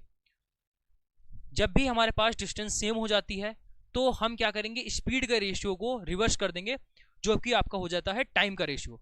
और टाइम का रेशियो आपका जस्ट रिवर्स यानी कि 3:2 हो जाएगा, ठीक है। टाइम का जो रेशियो है वो आपका 3:2 हो जाएगा, ठीक। चलिए, तो यहां पर देखेंगे शहर ए और शहर बी के बीच की दूरी, उससे पहले आप यहां पर देखिए 100 मिनट पहले पहुंचता है। अच्छा, ये पहला वाला पर्सन कौन है, तो आपने कहा कि ये जो है वो तरुण है, ये तरुण है। और इसकी बात करें तो ये आपके पास में कौन है, वरुण, ठीक है। ये आपका जो है वो तरुण है और यहां पर ये वरुण है। तरुण को 3 यूनिट जो है समय लगता है और वरुण को 2 यूनिट का समय लगता है। अच्छा, यहां पर बोल रहा है 100 मिनट पहले पहुंचता है, इसका मतलब ये हुआ दोनों के बीच का हमें टाइम डिफरेंस दे रखा है। तो अगर हम इन दोनों का टाइम डिफरेंस यहां पर देखें जो कि है 1 यूनिट, और क्वेश्चन में यही गिवन है कि ये 100 मिनट के बराबर है, यानी 1 यूनिट की वैल्यू हमारे पास में 100 मिनट आ गई। हमें चाहिए था डिस्टेंस। डिस्टेंस हम तभी बता पाएंगे जब हमारे पास में एक्चुअल में पता होगा टाइम कितना लगा, 100 मिनट पहले पहुंचा, 200 मिनट पहले पहुंचा, इससे मतलब नहीं है, हमें बताना है कि एक्चुअल टाइम कितना लगा, पहले वो निकालते हैं। तो अगर 1 यूनिट बराबर 300 मिनट है तो 3 यूनिट बराबर क्या 300 मिनट हो जाएगा भाई। 1 यूनिट बराबर 100 मिनट, तो 3 यूनिट बराबर कितना हो जाएगा 300 मिनट। अब सीधा वरुण की पूरी कहानी समझते हैं, वरुण की समझ लो चाहे तरुण की समझ लो। अब हमने टाइम किसका निकाल दिया है, तरुण का टाइम निकाल दिया है। तो आप यहां पर देखिए तरुण की अगर आप पूरी कहानी समझते हो, तरुण, ठीक है, तो इसमें क्या हुआ है कि ये 44 की स्पीड से चल रहा है, 44 किलोमीटर पर आवर की स्पीड से चल रहा है, और इसको किसी भी डिस्टेंस को कवर करने के लिए 300 मिनट का टाइम लगता है। तो आपको बताना है वो डिस्टेंस क्या होगी। यहां से एक नया क्वेश्चन आपके पास में क्रिएट हो गया, यानी क्वेश्चन को हमने बहुत ही शॉर्ट कर दिया है कि एक पर्सन है तरुण जो 44 किलोमीटर पर आवर की स्पीड से चलता है, 300 मिनट बाद उसके द्वारा ट्रेवल की गई जो डिस्टेंस है वो क्या होगी। आसान सी भाषा यहां पर हो गई कि हमें क्या करना है, स्पीड इंटू टाइम करना है। डिस्टेंस क्या होता है, स्पीड इंटू टाइम। तो स्पीड हमारे पास में 44 हो गई और टाइम हमारे पास में यहां पर 300 हो गया। दिक्कत इतनी है कि ये आवर में दे रखा है, ये मिनट में दे रखा है, तो इसको भी हम लोग घंटे में बना लेंगे 60 से भाग करके। भाई मिनट को घंटा बनाने के लिए 60 से भाग किया जाता है। तो जैसे ही हम यहाँ पर भाग करेंगे तो ये आपके पास में 5 हो गया, 44 गुणे 5 यानी कि कितना हो जाएगा, 5 को 20 और 5 को 20 2 22 यानी 220 किलोमीटर। 220 किलोमीटर जो है वो इसका राइट आंसर हो जाएगा। ऑप्शन नंबर बी वाला जो है वो यहाँ पर करेक्ट हो गया। अगर हम इस पूरे क्वेश्चन के एक सार आपको समझाने की कोशिश करें तो सिर्फ ये बोला जा सकता है कि अगर कहीं पर भी 2 पर्सन हैं, 2 पर्सन अगर सेम ही डिस्टेंस ट्रेवल करते हैं तो उस कंडीशन में अगर हम इनके स्पीड का रेशियो लेते हैं, जो भी स्पीड का रेशियो आता है उसको रिवर्स करने पर हमें टाइम का रेशियो मिल जाता है। या इसका उल्टा, अगर हमें टाइम का रेशियो पता है तो हम उसको रिवर्स कर देंगे तो हमें स्पीड का रेशियो मिल जाएगा। कब? जब हमारे पास डिस्टेंस सेम होगी दोनों पर्सन के लिए सेम डिस्टेंस दे रखी होगी, उस कंडीशन में ये चीज करी जा सकती है। ठीक है, तो वैसा करने पर हमें पता चला कि इन दोनों के बीच का जो टाइम गैप है वो 1 यूनिट के बराबर है। और यही क्वेश्चन में 100 मिनट दे रखा था, तो 1 यूनिट बराबर 100 मिनट, 1 यूनिट बराबर आपका कितना हो जाएगा, 100 मिनट। यहीं से हमने 3 यूनिट निकाल दिया जो कि 300 मिनट के बराबर हो जाएगा। ठीक, अब तरुण की स्पीड हमें पता है, टाइम भी पता है, तो हम डिस्टेंस यहां से कवर कर लेंगे जो कि आपके पास में 220 यानी कि बी वाला ऑप्शन बिल्कुल करेक्ट हो जाएगा। अगले क्वेश्चन पर बढ़ते हैं और अगला क्वेश्चन आपके पास में दे रखा है सेम वैसा ही, क्योंकि हमने आपको बताया कि आरआरबी की एक खास बात है कि अगर वो 20 क्वेश्चन पूछता है तो 20 क्वेश्चन में जो लैंग्वेज होगी अगले पेपर में वही 20 क्वेश्चन आपको देखने को मिलेंगे, वही सेम लैंग्वेज के साथ में सिर्फ और सिर्फ एक आध संख्या बदली होगी। अगर पहली शिफ्ट में क्वेश्चन गलत हो गया तो अगली शिफ्ट में डेफिनेटली वही क्वेश्चन आपको गलत ही देखने को मिलेगा, इतना डिट्टो सेम रहता है। खासकर रेलवे की अगर बात करें तो ये केवल पैरामेडिकल की बात नहीं है, नॉन पैरामेडिकल के पेपर में भी आपको यही चीजें देखने को मिलेंगी। ठीक है, तो क्या दे रखा था क्वेश्चन, युवा और वरुण ए शहर से बी की ओर 57 kilometre per hour 60 kilometre per hour की स्पीड से चलते हैं। युवा से 33 मिनट पहले वरुण पहुंच जाता है, सेम वैसा ही क्वेश्चन। अब आपको यहाँ पर टाइम नहीं लगाना है, डिस्टेंस हमें पता हो गई कि फिक्स हो गया है, तो यहाँ पर जो आपकी स्पीड है उसका रेशियो लेते हैं 57:60। इसको कट करेंगे तो ये आपका 19 हो जाएगा और यहाँ पर ये आपका क्या हो जाएगा 20, यानी स्पीड का रेशियो हमारे पास में 19 से 20 आ गया। तो टाइम का रेशियो क्या हो जाएगा, इसका जस्ट उल्टा, भाई 19 से 20 था तो 20 से 19 हो गया। ठीक, चलिए अब देखते हैं क्वेश्चन में क्या गिवन है। 33 मिनट पहले पहुंचता है, यानी दोनों के बीच के टाइम का डिफरेंस हमें गिवन है क्वेश्चन में। तो इन दोनों के बीच का टाइम डिफरेंस कितना है, 1 यूनिट, और यही 1 यूनिट क्वेश्चन में गिवन है 33 मिनट। 1 यूनिट की वैल्यू 33 मिनट, तो यहां पर हम लोग देख सकते हैं कि 20 यूनिट लिखा हुआ है, तो इसकी वैल्यू कितनी हो जाएगी, तो आप बोलोगे इसमें भी 33 की ही गुणा करा दो, कितना हो जाएगा 660 मिनट। यानी कि एक आदमी जो 57 की स्पीड से चलता है, एक आदमी जो 57 किलोमीटर पर आवर की स्पीड से चल रहा है, ठीक है, उसको 660 मिनट में वो कितनी डिस्टेंस कवर करेगा ये आपको बताना है। भाई हमने क्या करा, हमने यहां पर एक पर्सन, कोई भी एक पर्सन में आप कितना टाइम उसको लगा वो निकाल दीजिए, एक पर्सन ने कितना टाइम यहां पर लिया वो आप निकाल दीजिए, क्वेश्चन सॉल्व हो जाएगा। तो हमने देखा कि जो पहला पर्सन यानी कि जो युवा था और ये है वरुण, तो जो युवा था उसको 660 मिनट का टाइम यहां पर लगा। ठीक है, चलिए, तो डिस्टेंस का क्या फार्मूला होता है, स्पीड इनटू टाइम, तो ये 57 गुणा 660। लेकिन ये जो 660 आपका दे रखा है ये किस में है, मिनट में है, इसको घंटे में बनाने के लिए 60 से भाग करना पड़ेगा। ठीक है, चलिए, तो यहां से 0 से 0 आपका कैंसिल आउट हो जाएगा और इसको कट करेंगे तो आपके पास में 11 हो गया। 57 गुणा 11 करोगे तो ये आपके पास में कितना हो जाएगा 7 और 627, कितना हो जाएगा 627, और जो यहाँ पर डिस्टेंस है वो किस में दे रखी है, किलोमीटर में, तो 627 किलोमीटर यहाँ पर इसका राइट आंसर हो जाएगा, यानी कि डी वाला ऑप्शन बिल्कुल परफेक्ट हो जाएगा। अगर पहले इस क्वेश्चन को आप देखते तो आपको लग रहा था भाई बहुत ही डिफिकल्ट है, नहीं होगा, लेकिन जब आपने इस क्वेश्चन को देखा, दोबारा से इस क्वेश्चन को किया, तो बहुत सारे लोगों ने इसको आसानी से कर लिया होगा। कुछ लोगों ने थोड़ा बहुत किया होगा और पूरा सॉल्व नहीं कर पाए होंगे, कोई बात नहीं, लेकिन मैक्सिमम लोगों को ये बात समझ में अब आ चुकी है, क्योंकि हमने सेम ही टाइप के जो अच्छे क्वेश्चंस होते हैं उसमें हमने 2-3 एग्जांपल रख दिए हैं ताकि चीजें क्लियर हो जाए कि फिक्स पैटर्न के क्वेश्चंस हैं, लगातार आपको फ्रीक्वेंटली देखने को मिलेंगे हर एक एग्जाम में। ठीक है, अब आते हैं भाई टाइम एंड वर्क के जो सबसे इंपॉर्टेंट क्वेश्चंस होते हैं उनकी तरफ आगे बढ़ते हैं। टाइम एंड वर्क का एक बेहतरीन शानदार क्वेश्चन दे रखा है, अच्छा जिसको बोल सकते हो, दे रखा है अमरजीत दिलीप से 5 गुना तेजी से काम कर सकता है। यदि दिलीप को 25 दिनों में कोई काम पूरा करना है, यानी उसकी जो एफिशिएंसी है वो दे रखी है कि कोई भी काम वो 25 दिन में पूरा कर सकता है। तो आपको बताना है कि अगर वो साथ मिलकर काम करते हैं तो कितने टाइम में उसको पूरा कर सकेंगे। चलिए देखते हैं यहाँ पर अमरजीत और ये आपका दे रखा है दिलीप। तो बोला गया है कि दिलीप से 5 गुना, तो दिलीप अगर 1 की स्पीड से काम करता है तो अमरजीत 5 की स्पीड से काम करता है। ठीक, दिलीप किसी काम को 25 दिनों में करता है, तो दिलीप जो है 1 की स्पीड से काम करता है। तो कोई एक हमारे पास में काम है, कितना काम है हमें नहीं पता, लेकिन जैसे ही हमने यहाँ पर देखा कि दिलीप 25 दिनों में काम करता है, तो अगर दिलीप 25 दिन काम करता है, डेली 1 कुर्सी बनाता है, भाई ये जो एफिशिएंसी होती है इसका मतलब होता है कि वो डेली कितना काम करता है। डेली वो 1 कुर्सी बनाता है, 1 चेयर बनाता है, कुछ भी आप इसको एज्यूम करके चल सकते हो। ठीक है, तो डेली वो 1 यूनिट काम करता है, तो 25 दिनों में टोटल काम वो 25 यूनिट कर पाएगा। यानी हम लोग एक ऐसे काम की बात कर रहे हैं, अब वो काम कुछ भी हो सकता है जिसको हमने मैथमेटिक एक नाम दे दिया है 25 यूनिट। क्यों? क्योंकि दिलीप काम कर रहा है और हमें पता है कि दिलीप तो भाई एक दिन में एक ही जो पैकेट है वो बना सकता है, ऐसे उसको 25 दिन लग जाते हैं, इसका मतलब है कि वो 25 पैकेट बनाएगा। तो ये हमारे पास टोटल काम 25 पैकेट है जिसकी आगे चर्चा क्वेश्चन में करी गई है।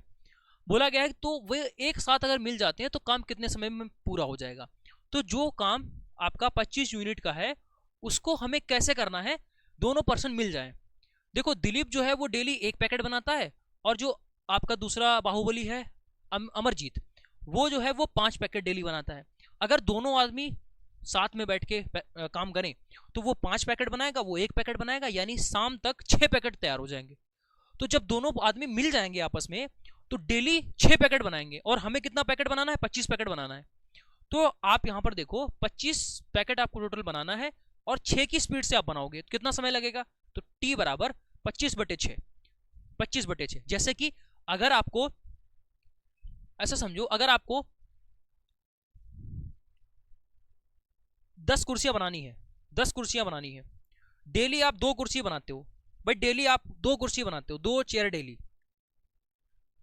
आप घर पर जैसे आपके यहाँ लकड़ी का काम हो रहा है तो डेली 2 ही कुर्सियां बन पाती हैं, टोटल आपको 10 कुर्सियां बनवानी है तो कितने दिन का समय लगेगा। तब तो वहां आप कैलकुलेट कर लेते हो ना कि हमें 10 चेयर बनवानी है, डेली 2 ही कुर्सियां बन पाती हैं, तो 10/2 कर देते हैं हम, और हम कैलकुलेट कर लेते हैं कि भाई 5 दिन का हमें समय लगेगा और डेली की जो दिहाड़ी है वो कितनी है, 5 दिनों की इतनी हो जाएगी, तो हम सीधा कैलकुलेट कर लेते हैं कि इतना एस्टिमेट बनेगा।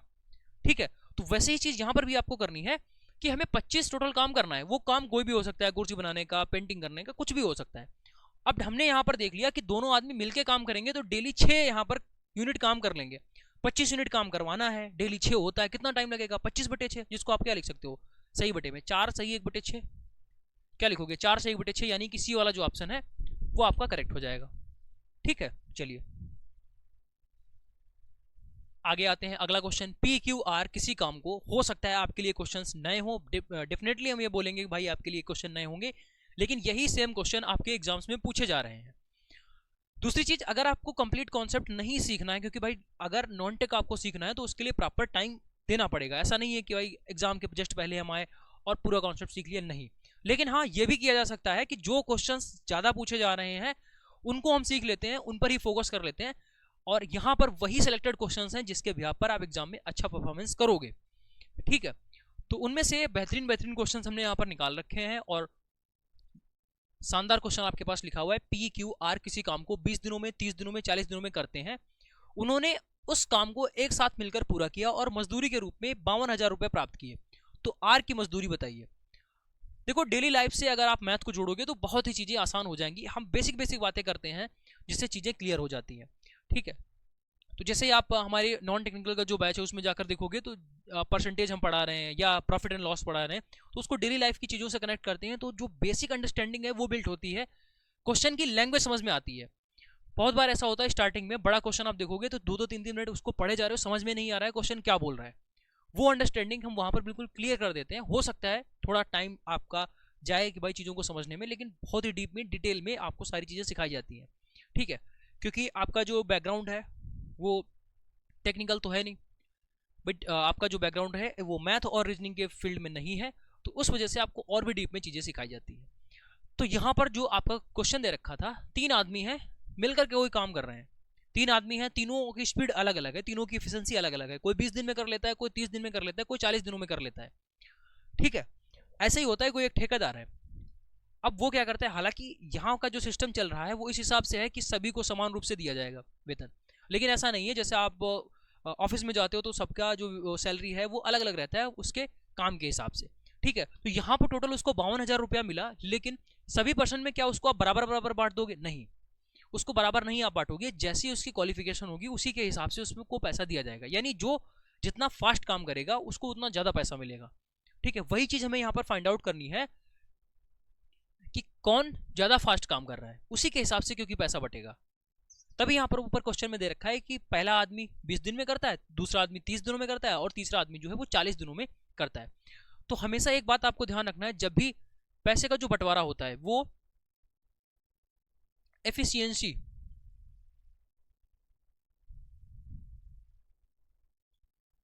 यानी कार्यक्षमता यानी वो डेली कितना काम कर सकता है, डेली वो 2 कुर्सियां बना सकता है या दो पैकेट बना सकता है, 2 कुर्सियों पर पेंट कर सकता है। कहने का मतलब है कि क्वांटिटी वो कितना डेली वो कितना काम कर सकता है उसके बिहाफ पर उसे पैसे दिए जाएंगे, ठीक है। सपोज मान लेते हैं कोई एक बहुत ही मेहनती बच्चा है, डेली जो है वो 20 पन्ने पढ़ रहा है, और एक नॉर्मल स्टूडेंट है जो कि वो डेली 5 पढ़ रहा है। अब डेली ये 20 पढ़ता है, ये 5 पढ़ता है, पढ़ ये भी रहा है और पढ़ ये भी रहा है, तो किसकी किताब पहले खत्म हो जाएगी? तो आप बोलोगे इस पर्सन की किताब पहले खत्म हो जाएगी, ठीक है। वही सेम चीज यहाँ पर भी है कि अगर एक मक्कार आदमी है तो वो क्या करेगा? बैठा रहेगा, काम नहीं करेगा, ठीक है। और दूसरा जो है वो भी संग में जुटा हुआ है, वो बहुत मेहनती है, वो लगातार काम कर रहा है, और लास्ट जैसे ही शाम हुई तो आपको जब पैसे देने की बारी है दोनों को आपने बराबर बराबर पैसे दे दिए, तो ये गलत बात है। ये बैठा रहा, इसको उतना पैसा नहीं मिलना चाहिए, और ये ज्यादा काम किया है तो इसको ज्यादा पैसे मिलने चाहिए, ठीक है। वही चीज यहाँ पर है कि पैसे का जो बंटवारा होगा वो हमेशा आपका एफिशिएंसी यानी कार्य क्षमता के बिहाफ पर किया जाएगा। बात क्लियर हो गई? अब हम इस क्वेश्चन की सिर्फ आत्मा को समझा पाए हैं, कैसे इसका सोल्यूशन होगा वो आइए आप समझते हैं। पी क्यू आर, पी यहाँ पर है, क्यू है, आर यहाँ पर है। पी जो है वो 20 दिनों में कोई काम कंप्लीट करता है, क्यू जो है वो कोई काम 30 दिनों में करता है, और 40 है वो 40 जो आर जो है वो 40 दिनों में काम कंप्लीट करता है। हमेशा ऐसे क्वेश्चंस में हमें टोटल वर्क चाहिए होता है। टाइम एंड वर्क के जितने भी क्वेश्चंस आपने यहाँ पर देखोगे, टोटल वर्क जैसी एक चीज होती है, ये हमें चाहिए होती है।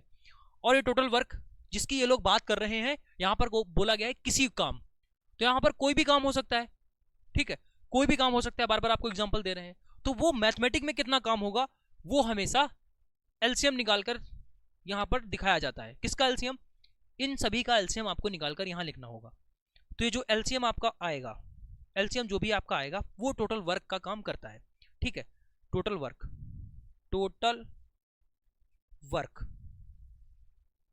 ठीक, जो कि एलसीएम होगा किसका? इन्हीं का।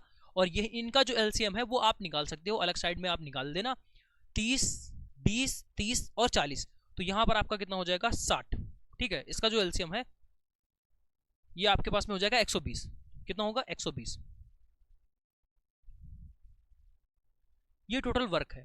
एफिशिएंसी निकालने के लिए हमें क्या करना होता है? टोटल काम में से यहां पर जो भी आपका दे रखा होगा उससे भाग करनी होगी सीधा। 120 में 20 का भाग लगाओ तो आप बोलोगे 6 आया, तो एफिशिएंसी 6 हो गई। 120 में 30 का भाग लगाओ तो 120 में जब आप 30 का भाग लगाओगे तो 4 आ जाएगा, तो यहाँ 4 लिख दोगे, 4 क्यू की एफिशिएंसी 4 हो जाएगी। ऐसे ही यहाँ पर 120 में 40 का भाग लगाओगे, कितना आएगा? आप बोलोगे 3 आएगा, तो आर की एफिशिएंसी कितनी हो जाएगी? 3 हो जाएगी। यानी कि पी की एफिशिएंसी हो जाएगी 6, आर की क्यू की एफिशिएंसी हो जाएगी 4, और आर की एफिशिएंसी कितनी हो जाएगी? 3।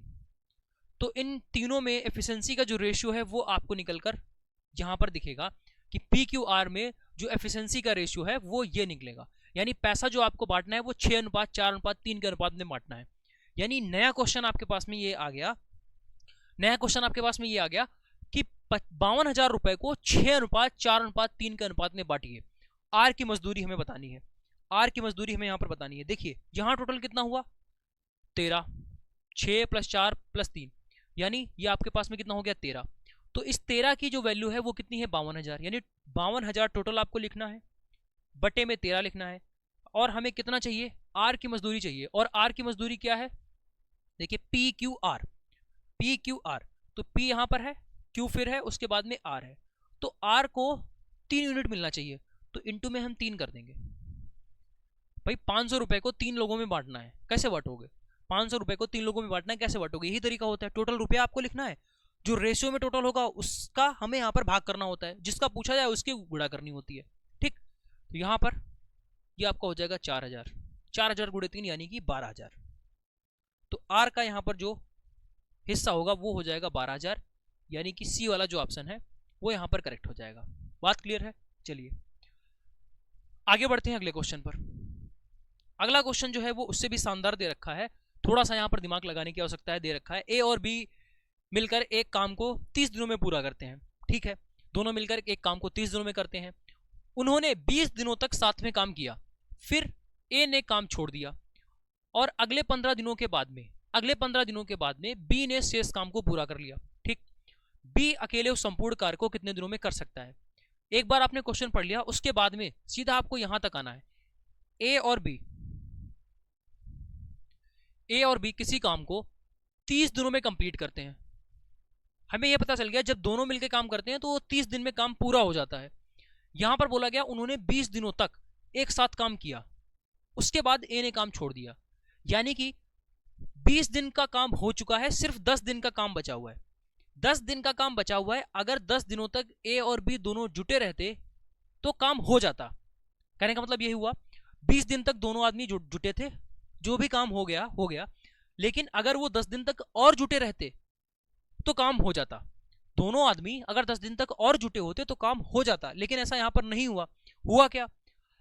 अगले 15 दिनों के बाद में बी ने शेष काम पूरा किया, यानी ये जो इतना बचा था काम, यही तो इतना काम बचा हुआ था ना, इसको बी ने पूरा किया है। कितने दिनों तक जुटकर? 15 दिनों तक जुटकर।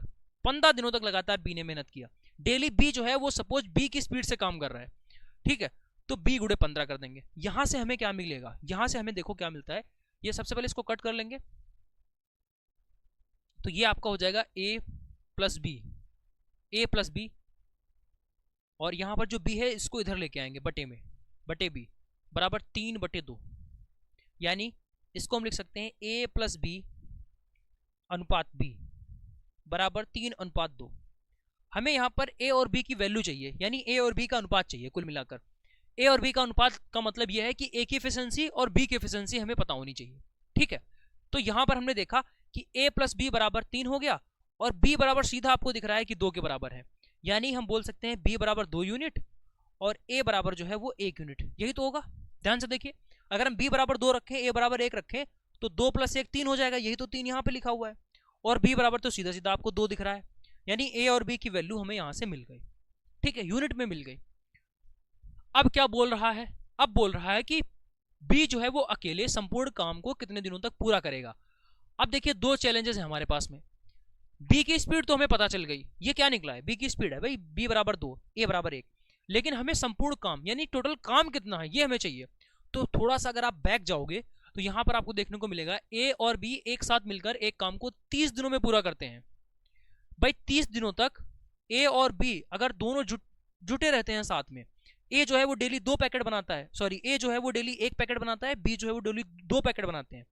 इसका मतलब है जब दोनों आदमी जुटे होंगे तो पर डे 3 पैकेट बनेगा, और ऐसे 30 दिनों तक जब काम आप करोगे तो आपको यहां पर 90 यूनिट काम करना पड़ेगा, यानी आपको टोटल 90 पैकेट बनाने होंगे। संपूर्ण वर्क जिसकी आप बात कर रहे हो, पहली लाइन में ही बोला गया ए और बी मिलकर एक साथ किसी काम को 30 दिनों तक करते हैं। तो हमने देखा कि ए कितने पैकेट बनाता है, ए कितनी कुर्सियां बनाता है, बी कितने पैकेट या कुर्सियां जो भी है वो बनाता है, तो उसके हिसाब से हम देखेंगे कि 30 दिनों तक वो टोटल कितना काम कर लेते हैं। तो ये जो 90 आया है ये हमारे पास में टोटल वर्क आया है, ये इस टोटल वर्क की बात हो रही है, यानी हमें 90 कुर्सियां बनानी है। ठीक है, अब पूछा क्या गया है, 90 कुर्सियां तो बनानी है, अच्छी बात है, लेकिन ये बी के द्वारा हमें काम करवाना है। ये 90 कुर्सियां बी बनाए डेली, तो बी को कितना टाइम लगेगा? देखो बी जो है वो डेली 2 कुर्सियां बनाता है, तो सीधी सी बात है 90 कुर्सियां बनानी है, डेली बी 2 कुर्सियां बना लेता है, तो उसको 45 दिन का टाइम लगेगा, यानी 90/2, तो आप बोलोगे 45 दिन, यानी सी वाला ऑप्शन यहां से करेक्ट हो जाएगा। भाई बेसिक बहुत ही जरूरी है, लेकिन अगर डिट्टो सेम ऐसा क्वेश्चन आएगा तो डेफिनेटली आप कर लोगे, इतना हमें पता है, क्योंकि रेलवे की बात है। ए और बी अगर यहाँ पे लिखा हुआ है तो सेम ए और बी ही पूछेगा, बस इतना फर्क हो सकता है ये 30 की जगह पर वो 20 कर दे, बाकी लैंग्वेज में कोई भी चेंज नहीं देखने को मिलता है। इस बात का आपको विशेष ध्यान रखना है। ठीक है, चलिए अगला, रिलेटिव स्पीड में सबसे ज्यादा जो क्वेश्चंस आपके आते हैं वो किस बात का आता है?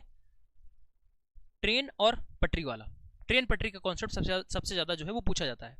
बेसिक क्वेश्चन हम आपको यहाँ पर बता दें, जब भी आपके पास में आता है कि ट्रेन जो है, ट्रेन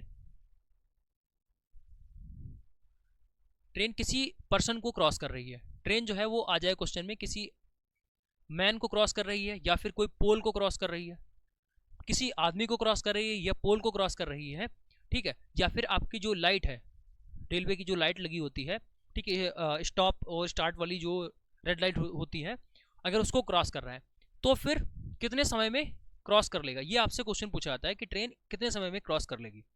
तो हमेशा आपका जो समय लगता है टी बराबर, यहां पर हमें रखना होगा किसकी, लेंथ ऑफ ट्रेन,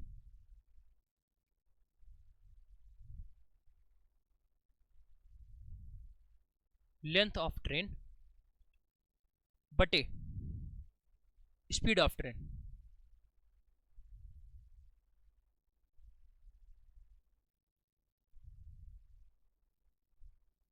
जब भी कोई एक ट्रेन किसी आदमी को, किसी पोल को और किसी लाइट पोल को, ठीक है, ये आपका नॉर्मल पोल भी हो सकता है, लाइट पोल हो सकता है, कोई भी एक चीज, ठीक है, को क्रॉस करती है, तो उस सिचुएशन में हमसे पूछा जाता है कि वो कितने समय में क्रॉस कर लेगी, ठीक है। तो हमें सीधा ये फार्मूला लगाना है और आपके पास में जो आंसर है वो डायरेक्टली आ जाएगा।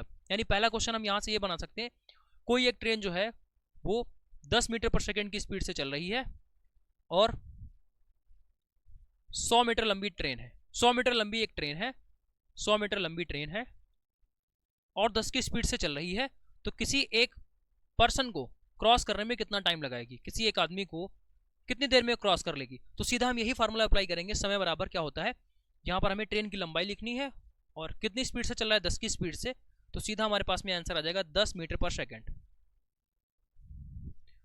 इसमें जो है वो दूसरे टाइप का एक क्वेश्चन बनता है, और वो दूसरे टाइप का क्वेश्चन क्या है, दूसरे टाइप का क्वेश्चन है कि जो ट्रेन है वो किसी पुल को, ठीक है, पुल बोल सकते हो, ब्रिज, किसी पुल को, ब्रिज को या प्लेटफॉर्म को, किसी पुल को, ब्रिज को या प्लेटफॉर्म को, या फिर दूसरी ट्रेन को,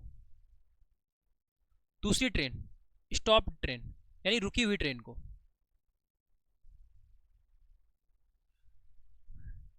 अब यहां पर आप सिचुएशन को समझिए किस टाइप से ये बातें यहां पर हो रही हैं, कि ये आपके पास में है ट्रेन, ठीक है, ये ट्रेन जो है वो आपका एक प्लेटफॉर्म हो गया, काफी बड़ा सा प्लेटफॉर्म होगा, और जो ब्रिज है वो भी आपका काफी बड़ा सा ब्रिज होता है, इन सभी को यहां पर क्रॉस करती है। और पहली सिचुएशन में क्या था कि ये जो आपके पास में ट्रेन है, ये जो आपके पास में ट्रेन है, ये क्रॉस करती है किसी एक पर्सन को, पर्सन यानी खट से ट्रेन निकल गई, इसको क्रॉस करने में खट से पूरी की पूरी ट्रेन जो है वो निकल गई। जबकि यहां पर क्या है, उसको पूरा का पूरा ब्रिज क्रॉस करना पड़ेगा, पूरा का पूरा, या प्लेटफॉर्म होगा काफी लंबा सा दे रखा होगा, या फिर एक खड़ी हुई ट्रेन भी हो सकती है उसको, और या फिर आपका एक नॉर्मल जो पुल है, ठीक है। तो दोनों में डिफरेंस सिर्फ इतना है, सिर्फ यहां पर आपको इतना डिफरेंस देखने को मिलेगा कि अब की बार जो आपने फार्मूला देखा है उसमें सीधा आपको अंश में लेंथ ऑफ ट्रेन तो रहेगी रहेगी, इसके साथ में ये जो आपका प्लेटफॉर्म की लंबाई है ये भी जुड़ जाएगी, प्लेटफॉर्म की जो लंबाई है उसको जोड़ देना है। ये प्लेटफॉर्म की लंबाई कह लो, चाहे आप ब्रिज की लंबाई कह लो, चाहे खड़ी हुई ट्रेन की लंबाई कह लो, तो जो आप नॉर्मल लेंथ ऑफ ट्रेन लिखते थे उसके साथ में आपको प्लेटफॉर्म की लंबाई हो गई या ब्रिज की लंबाई होगी, वो सब कुछ ऐड करना पड़ेगा, बाकी चीजें एज इट इज रहेंगी, कोई दिक्कत वाली बात नहीं है, ठीक है। तो हम यहाँ पर एक क्वेश्चन ले लेते हैं, 10 मीटर पर सेकंड की स्पीड से ट्रेन की लंबाई जो है वो 10 मीटर है, और एक प्लेटफॉर्म है जो कि 200 मीटर लंबा है, 200 मीटर लंबा प्लेटफॉर्म है, उसको क्रॉस करने में ट्रेन द्वारा कितना समय लगेगा ये आपको फाइंड आउट करना है। तो डिस्टेंस यहाँ पर देखिए, टाइम बराबर क्या होता है, हमने ऊपर आपको फार्मूला बताया, जब भी हमें टाइम निकालना होगा तो हम सबसे पहले ट्रेन की लंबाई लिखेंगे, उसके साथ में अगर कोई प्लेटफॉर्म दे रखा होगा तो उसकी लंबाई ऐड कर देंगे, या कोई ब्रिज दे रखा होगा तो उसकी लंबाई ऐड कर देंगे, या फिर अगर हमारे पास में कोई खड़ी हुई ट्रेन दे रखी होगी उसकी लंबाई होगी तो वो भी हमें ऐड करना पड़ेगा। और बटे में तो आपका वही रहेगा जो ट्रेन चल रही है उसकी स्पीड, बटे में 10, टी बराबर आपके पास में 300 बटे 10, यहाँ पर 30 सेकेंड इसका राइट आंसर हो जाएगा, 30 सेकेंड यहाँ पर राइट आंसर हो जाएगा। पीछे वाले क्वेश्चंस में बेसिक सी बात, और यहाँ पर इस तरीके से। थोड़ा सा इसको अप लेवल पर और लिया जा सकता है जब यहाँ पर रिलेटिव स्पीड की हम लोग यहाँ पर बात कर रहे होंगे।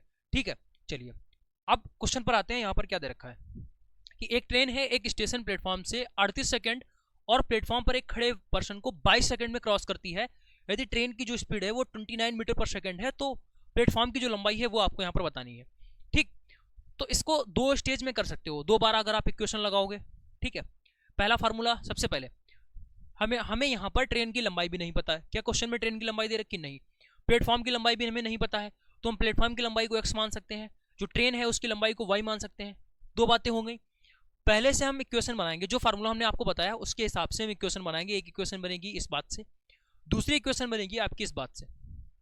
ठीक है, चलिए दो इक्वेशन बन जाएगी, उसको सॉल्व करेंगे तो आपके पास में आंसर निकल कर आ जाएगा। लेकिन यहाँ पर सीधा हम ये बोल सकते हैं कि एक ट्रेन जो है वो प्लेटफॉर्म को 38 सेकंड में क्रॉस करती है और बोला गया है कि प्लेटफॉर्म पर खड़े पर्सन को 22 सेकंड में क्रॉस करती है। यानी जब भी ट्रेन किसी भी पॉइंट ऑब्जेक्ट को क्रॉस करती है, इसका मतलब है कि वो अपनी लंबाई को क्रॉस कर रही है। इसका मतलब है कि 22 सेकंड सिर्फ और सिर्फ उसको खुद की ही लंबाई को क्रॉस करने में लग रहा है। और यहां पर ये 38 सेकंड दे रखा है। इस 38 सेकंड में वो क्या होता है कि ये तो आपके पास में ट्रेन हो गई, ठीक है, ये ट्रेन हो गई और ये है इतना लंबा सा प्लेटफॉर्म। तो इस 38 सेकंड में क्या होगा कि पहले ट्रेन यहां पर थी, फिर उसके बाद में धीरे धीरे आगे बढ़ेगी और इस तरीके से कोई टाइम यहां पर ट्रेन पहुंच जाएगी। और जब ट्रेन का लास्ट हिस्सा यहां तक रहेगा तब जाकर ये क्या होगा कि ये पूरे प्लेटफॉर्म को क्रॉस कर पाएगी। इसका मतलब है कि अगर एक ट्रेन है उसको प्लेटफॉर्म को क्रॉस करना है तो उसको अपनी लंबाई को भी ट्रेवल करना पड़ेगा पूरा का पूरा, और ट्रेन का जो प्लेटफॉर्म होगा उसको भी ट्रेवल करना पड़ेगा। यानी दोनों बातें उसमें ऐड होती हैं।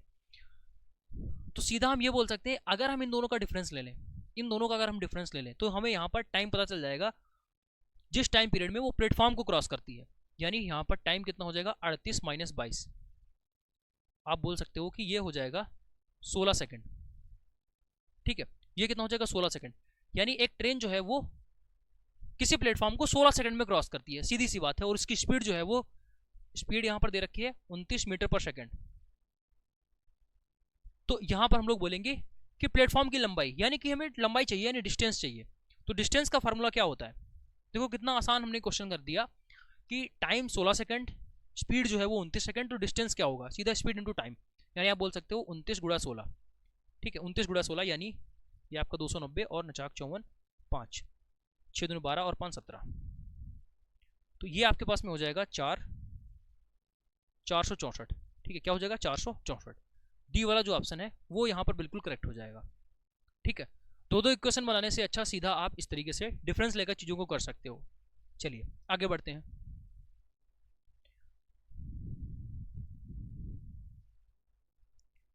अगला क्वेश्चन आपका दे रखा है कि 13 बैग 17 पेन की कुल कीमत 1670 रुपए है, जबकि 9 बैग और 7 पेन की कुल कीमत 807 है। तो सीधा हम लोग यहाँ पर ये बोल सकते हैं 13 बैग, तो 13 बी लिख लीजिए। एकदम कैलकुलेटिव क्वेश्चन है, बाकी इसमें कुछ नहीं है। 17 पेन, तो हम इसको 17 पी लिख सकते हैं। दोनों को जोड़ के बराबर किसके कर देंगे, 1670 के। ठीक है, आगे आपका दे रखा है 9 बी। देखो 9 बैग इसका मतलब है 9 बी, और ये हम इसको कर लेंगे 7 पी प्लस 7 पी बराबर वो 808 के बराबर दे रखा है। ये दो इक्वेशन हो गई। इन दो इक्वेशन से हमें बी का मतलब क्या हो जाएगा, बी का मतलब है बैग, यानी एक बैग का प्राइस। भाई बी की वैल्यू निकाल देंगे तो हमें एक बैग का प्राइस मिल जाएगा। अगर हम पी की वैल्यू निकाल देंगे तो एक जो पेन है उसका हमें प्राइस पता चल जाएगा। तो सीधी सी बात थी, आसान सी, कि हमें दो इक्वेशन थी, दो अननोन आपके पास दे रखे हैं, इनको सॉल्व करना है और दोनों अननोन की जो वैल्यू है वो फाइंड आउट कर लेनी है। तो हम बी और बी को यहाँ पर बराबर करेंगे तो ऊपर आपका किससे 9 से मल्टीप्लाई हो जाएगा और नीचे जो है वो आपका 13 से मल्टीप्लिकेशन हो जाएगा। ठीक है, कितना हो जाएगा, 117 बी प्लस 153 पी बराबर, तो यहां से कितना हो गया 0 और 963 6 150। चलो नीचे अगर हम लोग यहां पर देखें तो ये भी आपके पास में कितना हो जाएगा, 117 प्लस 13 सत्ती 91 पी बराबर, और यहां से कितना हो जाएगा 04 और यहां पर 105। ठीक है, अब जैसे ही हम यहां पर इसको सब्सट्रैक्ट करेंगे तो चीजें जो है वो कैंसिल आउट हो जाएंगी और अब आप यहाँ पर देखिए ये पूरा का पूरा कैंसिल हो जाएगा, और इसको अगर आप यहाँ पर देखोगे तो ये 2 हो गया और 6, यानी 62p बराबर 6, 2, 5 और 4, 45, 26, और ये संख्या पूरी की पूरी यहाँ पर कटनी चाहिए। ठीक है, तो चलो इसको हम लोग यहाँ पर कट कर लेते हैं। 62 भाग 4526, 4526 ये आपका 62 से जाएगा। तो इसको अगर हम लोग यहाँ पर 7 से इसको कट करें तो 7 दूना 14 और 7 42 और 1 43, और यहाँ से आपका हो जाएगा 18। ठीक है, 6 3 बार इसको लेके जाएंगे, यानी कि ये 73 से पूरी तरीके से कट जाएगा। तो p की वैल्यू जो है वो हमें कितनी मिल जाएगी? 73। p की जो वैल्यू है वो हमें कितनी मिल जाएगी? 73। चलो p की वैल्यू जैसे ही 73 आ जाएगी तो आप किसी भी इक्वेशन में p की वैल्यू पुट करोगे, आपको b की जो वैल्यू है वो मिल जाएगी। ठीक है, चलो अब जो है हम लोग क्या करते हैं, किसी भी इक्वेशन में जो आपको इक्वेशन हल्की लग रही हो, छोटी लग रही हो, उसमें हम वैल्यू पुट करेंगे। तो हम इसमें यहाँ पर पुट करते हैं, तो 9b को हम एज इट इज रखेंगे, 9b प्लस ये 7p है, तो 7p कितना हो जाएगा? 73 गुणे 7, 73 गुणे 7 यानी कि 7 21 और 49 और 2 51, 511। ठीक है, बराबर 808, बराबर कितना हो जाएगा? 808। ठीक है, कोई भी क्वेश्चन में वैल्यू पुट करो आपके पास आंसर सेम ही आएगा। तो 9b बराबर 808 में से अगर हम लोग 511 घटाएंगे तो यहाँ पर कितना हो जाएगा? 7, 9 और 2, 297। ठीक है, 200 कितना हो जाएगा? 97। और इसको अगर हम लोग यहाँ पर देखेंगे 9 से इसको कट करेंगे तो 9 तिया 27, 9 तिया 27, यानी b बराबर जो है वो 33 हो जाएगा। b बराबर कितना हो जाएगा? 33। तो p की वैल्यू पता हो गई, b की वैल्यू पता हो गई। अब जो भी हमसे पूछा गया है उसकी वैल्यू हम लोग आसानी से फाइंड आउट कर सकते हैं। बोला गया था 17 बैग यानी 17b प्लस 5p, इसकी वैल्यू हमें बतानी है।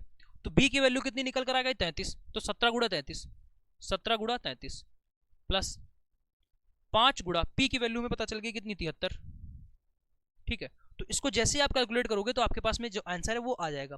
बाकी यूनिट डिजिट से अगर हम लोग देखें तो 7 या 21, यहाँ से जो भी आएगा वो उसके लास्ट में 1 होगा, और इधर से जो भी आएगा उसके लास्ट में 5 होगा। दोनों को जब आप जोड़ोगे तो जो भी आपके पास में आंसर आएगा उसमें लास्ट में 6 रहेगा। ठीक है, जो भी आपको यहाँ पर जोड़ोगे। अच्छा, ये बोला गया है 5 पेन की कीमत से कितना अधिक है, बोला गया 5 पेन की कीमत से कितना अधिक है, यानी कि दोनों के बीच का डिफरेंस आपको चाहिए। यहाँ पर एडिशन नहीं आपको चाहिए, यहाँ पर जो है वो आपको सब्सट्रैक्शन चाहिए। ये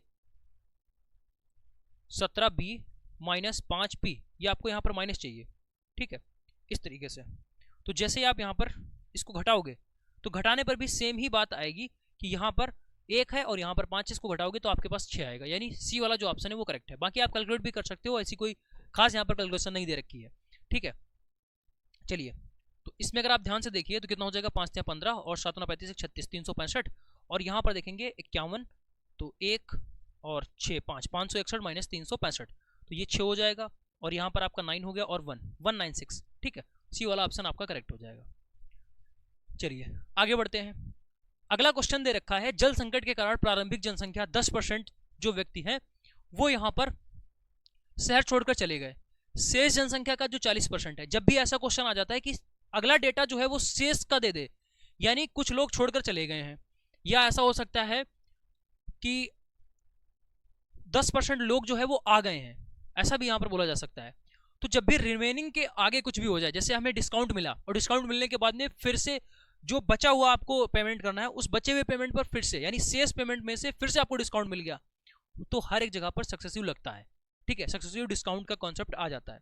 ठीक है, तो उसको करने के 2-3 तरीके हैं, चाहे रेशियो से कर लीजिए, चाहे आप किसी भी तरीके से कर लीजिए। बोला गया शेष जो जनसंख्या है बची वाली, उसका 40% नौकरी के लिए शहर छोड़कर चले जाते हैं। वर्तमान में शहर में 3510 व्यक्ति हैं, तो प्रारंभिक जनसंख्या और वर्तमान जनसंख्या के बीच का अनुपात। भाई अनुपात आपसे पूछा गया है, तो जब भी अनुपात पूछा जाएगा तो उसमें आपका ये डेटा कोई काम का नहीं रहेगा। ये 3510 जो दे रखा है ये डेटा कोई काम का नहीं, क्योंकि जो आपसे पूछा गया है वो डायरेक्टली निकल कर आएगा। भाई हमें एग्जैक्ट में अगर संख्या चाहिए होती तब हम ये डेटा का यूज करते, जब वो सीधा परसेंटेज में उसने डेटा दिया है और परसेंटेज और रेशियो में ही पूछ रहा है, तो हमें इस एक्चुअल डेटा की नीड नहीं है। देखिए कैसे 10% व्यक्ति शहर छोड़ के चले जाते हैं, तो 10% को फ्रैक्शन में बनाओगे कितना हो जाता है? 1/10। छोड़कर जा रहे हैं इसका मतलब है कम हो रहे हैं, तो माइनस का साइन लगा देंगे। तो हमेशा जो हर में होता है वो एक्चुअल संख्या होती है, यानी स्टार्टिंग में लोग और अनुपात करंट में, करंट पोजीशन और स्टार्टिंग पोजीशन। तो जो हमेशा आपका डिनोमिनेटर में होता है यानी बटे में होता है वो क्या होता है, करंट सिचुएशन होती है। ठीक है, जो भी आपका स्टार्टिंग में है वो हमेशा बटे वाला होता है।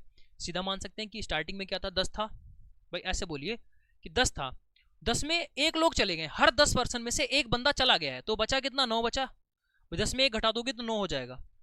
10% व्यक्ति शहर छोड़ के चले गए, इसका मतलब है 10% को फ्रैक्शन में बनाया, इसका मतलब है बटे में जो होता है वो एक्चुअल में वैल्यू होती है। यानी स्टार्टिंग में 10 लोग था, एक बंदा, हर 10 लोगों में से एक बंदा जा रहा है, इसका मतलब है कि हर 10 में से 9 बच रहा है, 9 बच रहा है, तो 10:9 हो गया इसके हिसाब से। आगे दे रखा है 40%, तो 40% की फ्रैक्शन वैल्यू होती है 2/5। 40% व्यक्ति नौकरी के लिए चले गए, भाई यहां पर भी लोग जा रहे हैं तो माइनस कर देंगे, अगर लोग आ रहे होते तो हम प्लस करते। ठीक है, अगर लोग आ रहे होते तो हम प्लस करते। इसका मतलब है कि 5 पहले थे और अब जो है वो 2 कम हो रहे हैं, तो इसका मतलब है अब 3 बच रहे हैं। करंट सिचुएशन क्या है, 3 बच रहे हैं। सभी में सीधी सीधी की गुणा करवा दी जाती है, सीधी सीधी गुणा करवा दी जाती है। तो यहाँ पर आपके पास 50 हो गया और इधर से आप देखोगे तो 27 हो गया, यानी 50:27 बी वाला जो ऑप्शन है वो करेक्ट हो जाएगा। सेम ऐसा क्वेश्चन आए तो आपको दिक्कत नहीं लेनी है, जो कठिन क्वेश्चन थे उसको हमने यहाँ पर डबल ट्रिपल किया था, बाकी जो इजी क्वेश्चन है, लगता है जिसमें कैलकुलेशन कम है, आसानी से समझा जा सकता है, तो उसको आप दिमाग में बिठा लीजिएगा।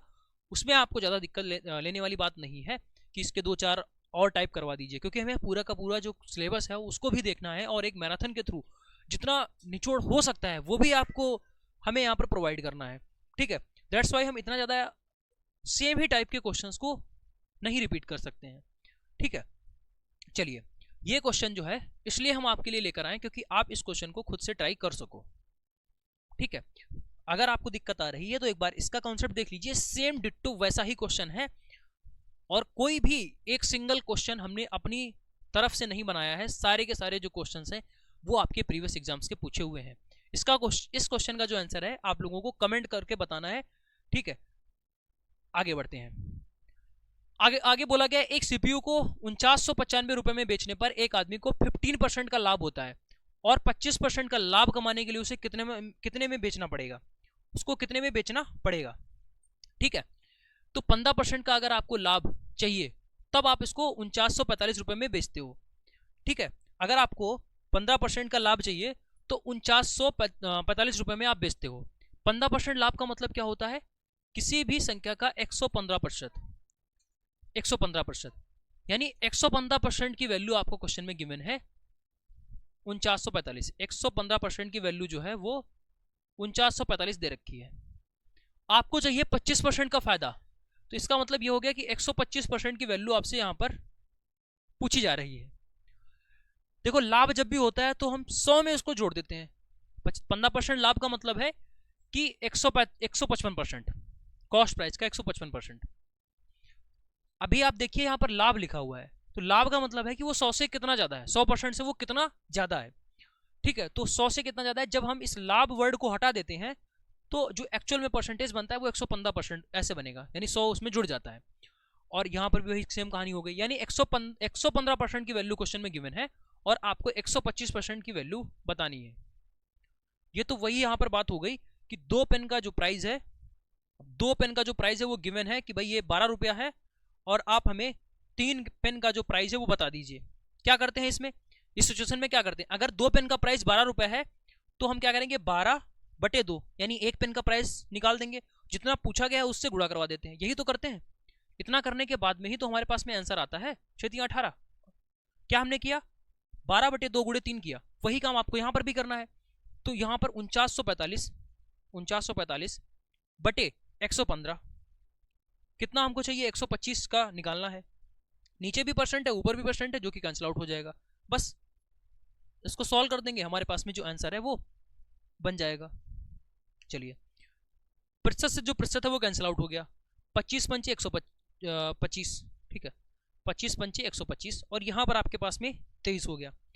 23 से इसको कट करेंगे, कितना हो जाएगा, 23 दूना 46। ठीक है, 3 हो गया, 23 से कम 23 और 23×5 115, यानी ऊपर बच गया आपके पास में 215। 215 × 25, इसको यहाँ पर मल्टीप्लाई करवा लेंगे। यूनिट डिजिट आपका 5 आएगा, सभी में 5 दे रखा है, मल्टीप्लाई आपको करवानी पड़ेगी। 25 पंचे कितना हो जाएगा 125, 12 हो गया। 25 और 12 कितना हो जाएगा 37, 7 कर लेंगे, 3 हो गया।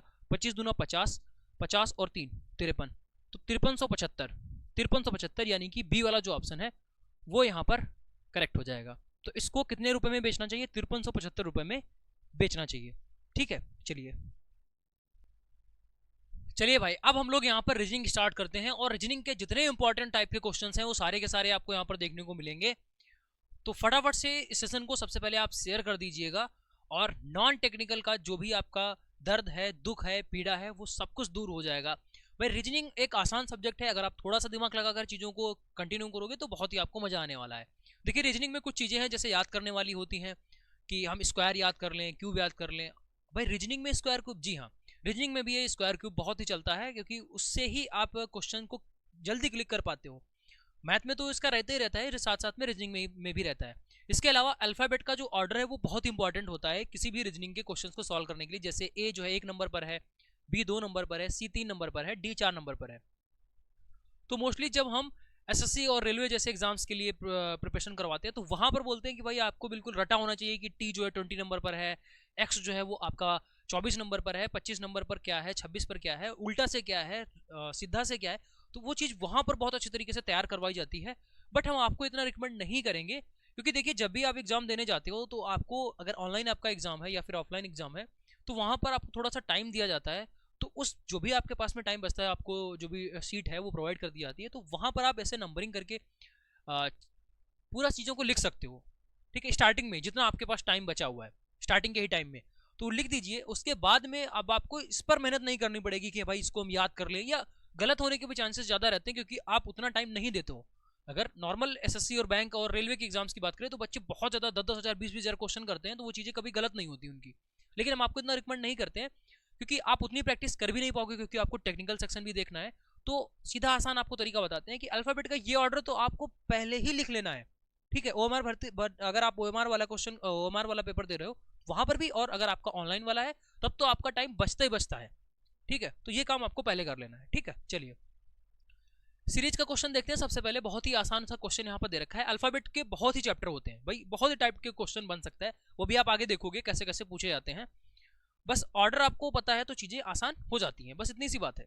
चलिए देखिए, यहाँ पर इस सीरीज का क्वेश्चन लिखा हुआ है कि 1, 2, 6, 21, 88 और आगे क्या। जब भी ऐसा क्वेश्चन आता है हमेशा हमें देखना होगा कि इसमें क्या जोड़े कि ये बन जाए, इसमें क्या जोड़े कि ये बन जाए, इसमें क्या जोड़े कि ये बन जाए, ऐसे में देखना रहता है। तो अगर आप ध्यान से देखिए, यहाँ पर हम 1 जोड़ेंगे 2 मिल जाएगा, 2 में हम 4 जोड़ेंगे तो ये मिल जाएगा, 4 में अगर जो है वो हम 15 जोड़े तो ये 21 मिल जाएगा। तो 21 में हम क्या जोड़े कि 88 मिल जाएगा। तो आप बोलोगे भाई 21 में यहाँ पर 53 जोड़ लेते हैं, सॉरी 21 में जो है वो हम लोग 67 जो है वो जोड़ लेते हैं। जैसे 67 जोड़ोगे 88 मिल जाएगा। अब आगे हम क्या जोड़ें जो हमें यहाँ पर अपना आंसर मिल जाए। देखिए पहले 1 जोड़ रहे हो, फिर 2 में 4 जोड़ोगे 6 मिल जाएगा, 6 में 15 जोड़ोगे 21 मिल जाएगा, 21 में 88 जोड़ोगे, 21 में 67 जोड़ोगे तो 88 मिल रहा है। मतलब कोई लॉजिक हमें समझ में नहीं आ रहा है किस हिसाब से आप यहाँ पर जोड़ रहे हो। अगर सभी जगह एक एक एक जोड़ रहे होते तो यहाँ पर भी 1 जोड़ देते, सभी जगह अगर 4-4-4-4 जोड़ रहे होते तो यहाँ पर भी 4 जोड़कर अपना आंसर निकाल देते। लेकिन ये तो लॉजिक कोई है ही नहीं कि 1 जोड़ा, 4 जोड़ा, 15 जोड़ा, 67 जोड़ा, तो ये कोई लॉजिक यहाँ पर नहीं बन रहा है मेरे भाई। तो फिर जब जोड़ का कॉन्सेप्ट खत्म हो जाता है तो वहां पर फिर हम कर सकते हैं क्या, मल्टीप्लाई। देखिए मल्टीप्लाई में क्या रहता है कि अगर हम यहाँ पर 1 से गुणा करें तो हमारा 1 आएगा, लेकिन 2 लिखा हुआ है तो 1 में गुणा करके 1 जोड़ देंगे। 2 और 6 लिखा हुआ है तो सबसे पहले हम क्या करेंगे, 2 की गुणा कर देंगे तो क्या हो जाएगा 2 दूनी 4, 4 में हम 2 जोड़ देंगे, ठीक 6 मिल जाएगा। ऐसे ही 6 में अगर हम 3 से गुणा करते हैं 18 हो गया, और 3 जोड़ दें 18 और 3 21 मिल जाएगा। ऐसे ही अगर हम यहाँ पर 21 में 4 की गुणा करवाएं और 4 जोड़ दें, 21 चौके 84, 84 और 4 88। देखो कॉन्सेप्ट मिल गया ना आपको। पहले में 1 से गुणा की 1 जोड़ा, दूसरे में 2 से गुणा की 2 जोड़ा, तीसरे में 3 से गुणा की 3 जोड़ा, चौथे में 4 से गुणा की 4 जोड़ा। अब की बार क्या करोगे, 5 से गुणा करोगे और 5 जोड़ दोगे, किसमें 88 में। तो 88 में 5 से गुणा कराओगे तो कितना हो जाएगा 8 पंचे 40, और 8 पंचे 40 4 44। इसमें हम 5 जोड़ देंगे तो कितना हो जाएगा 445।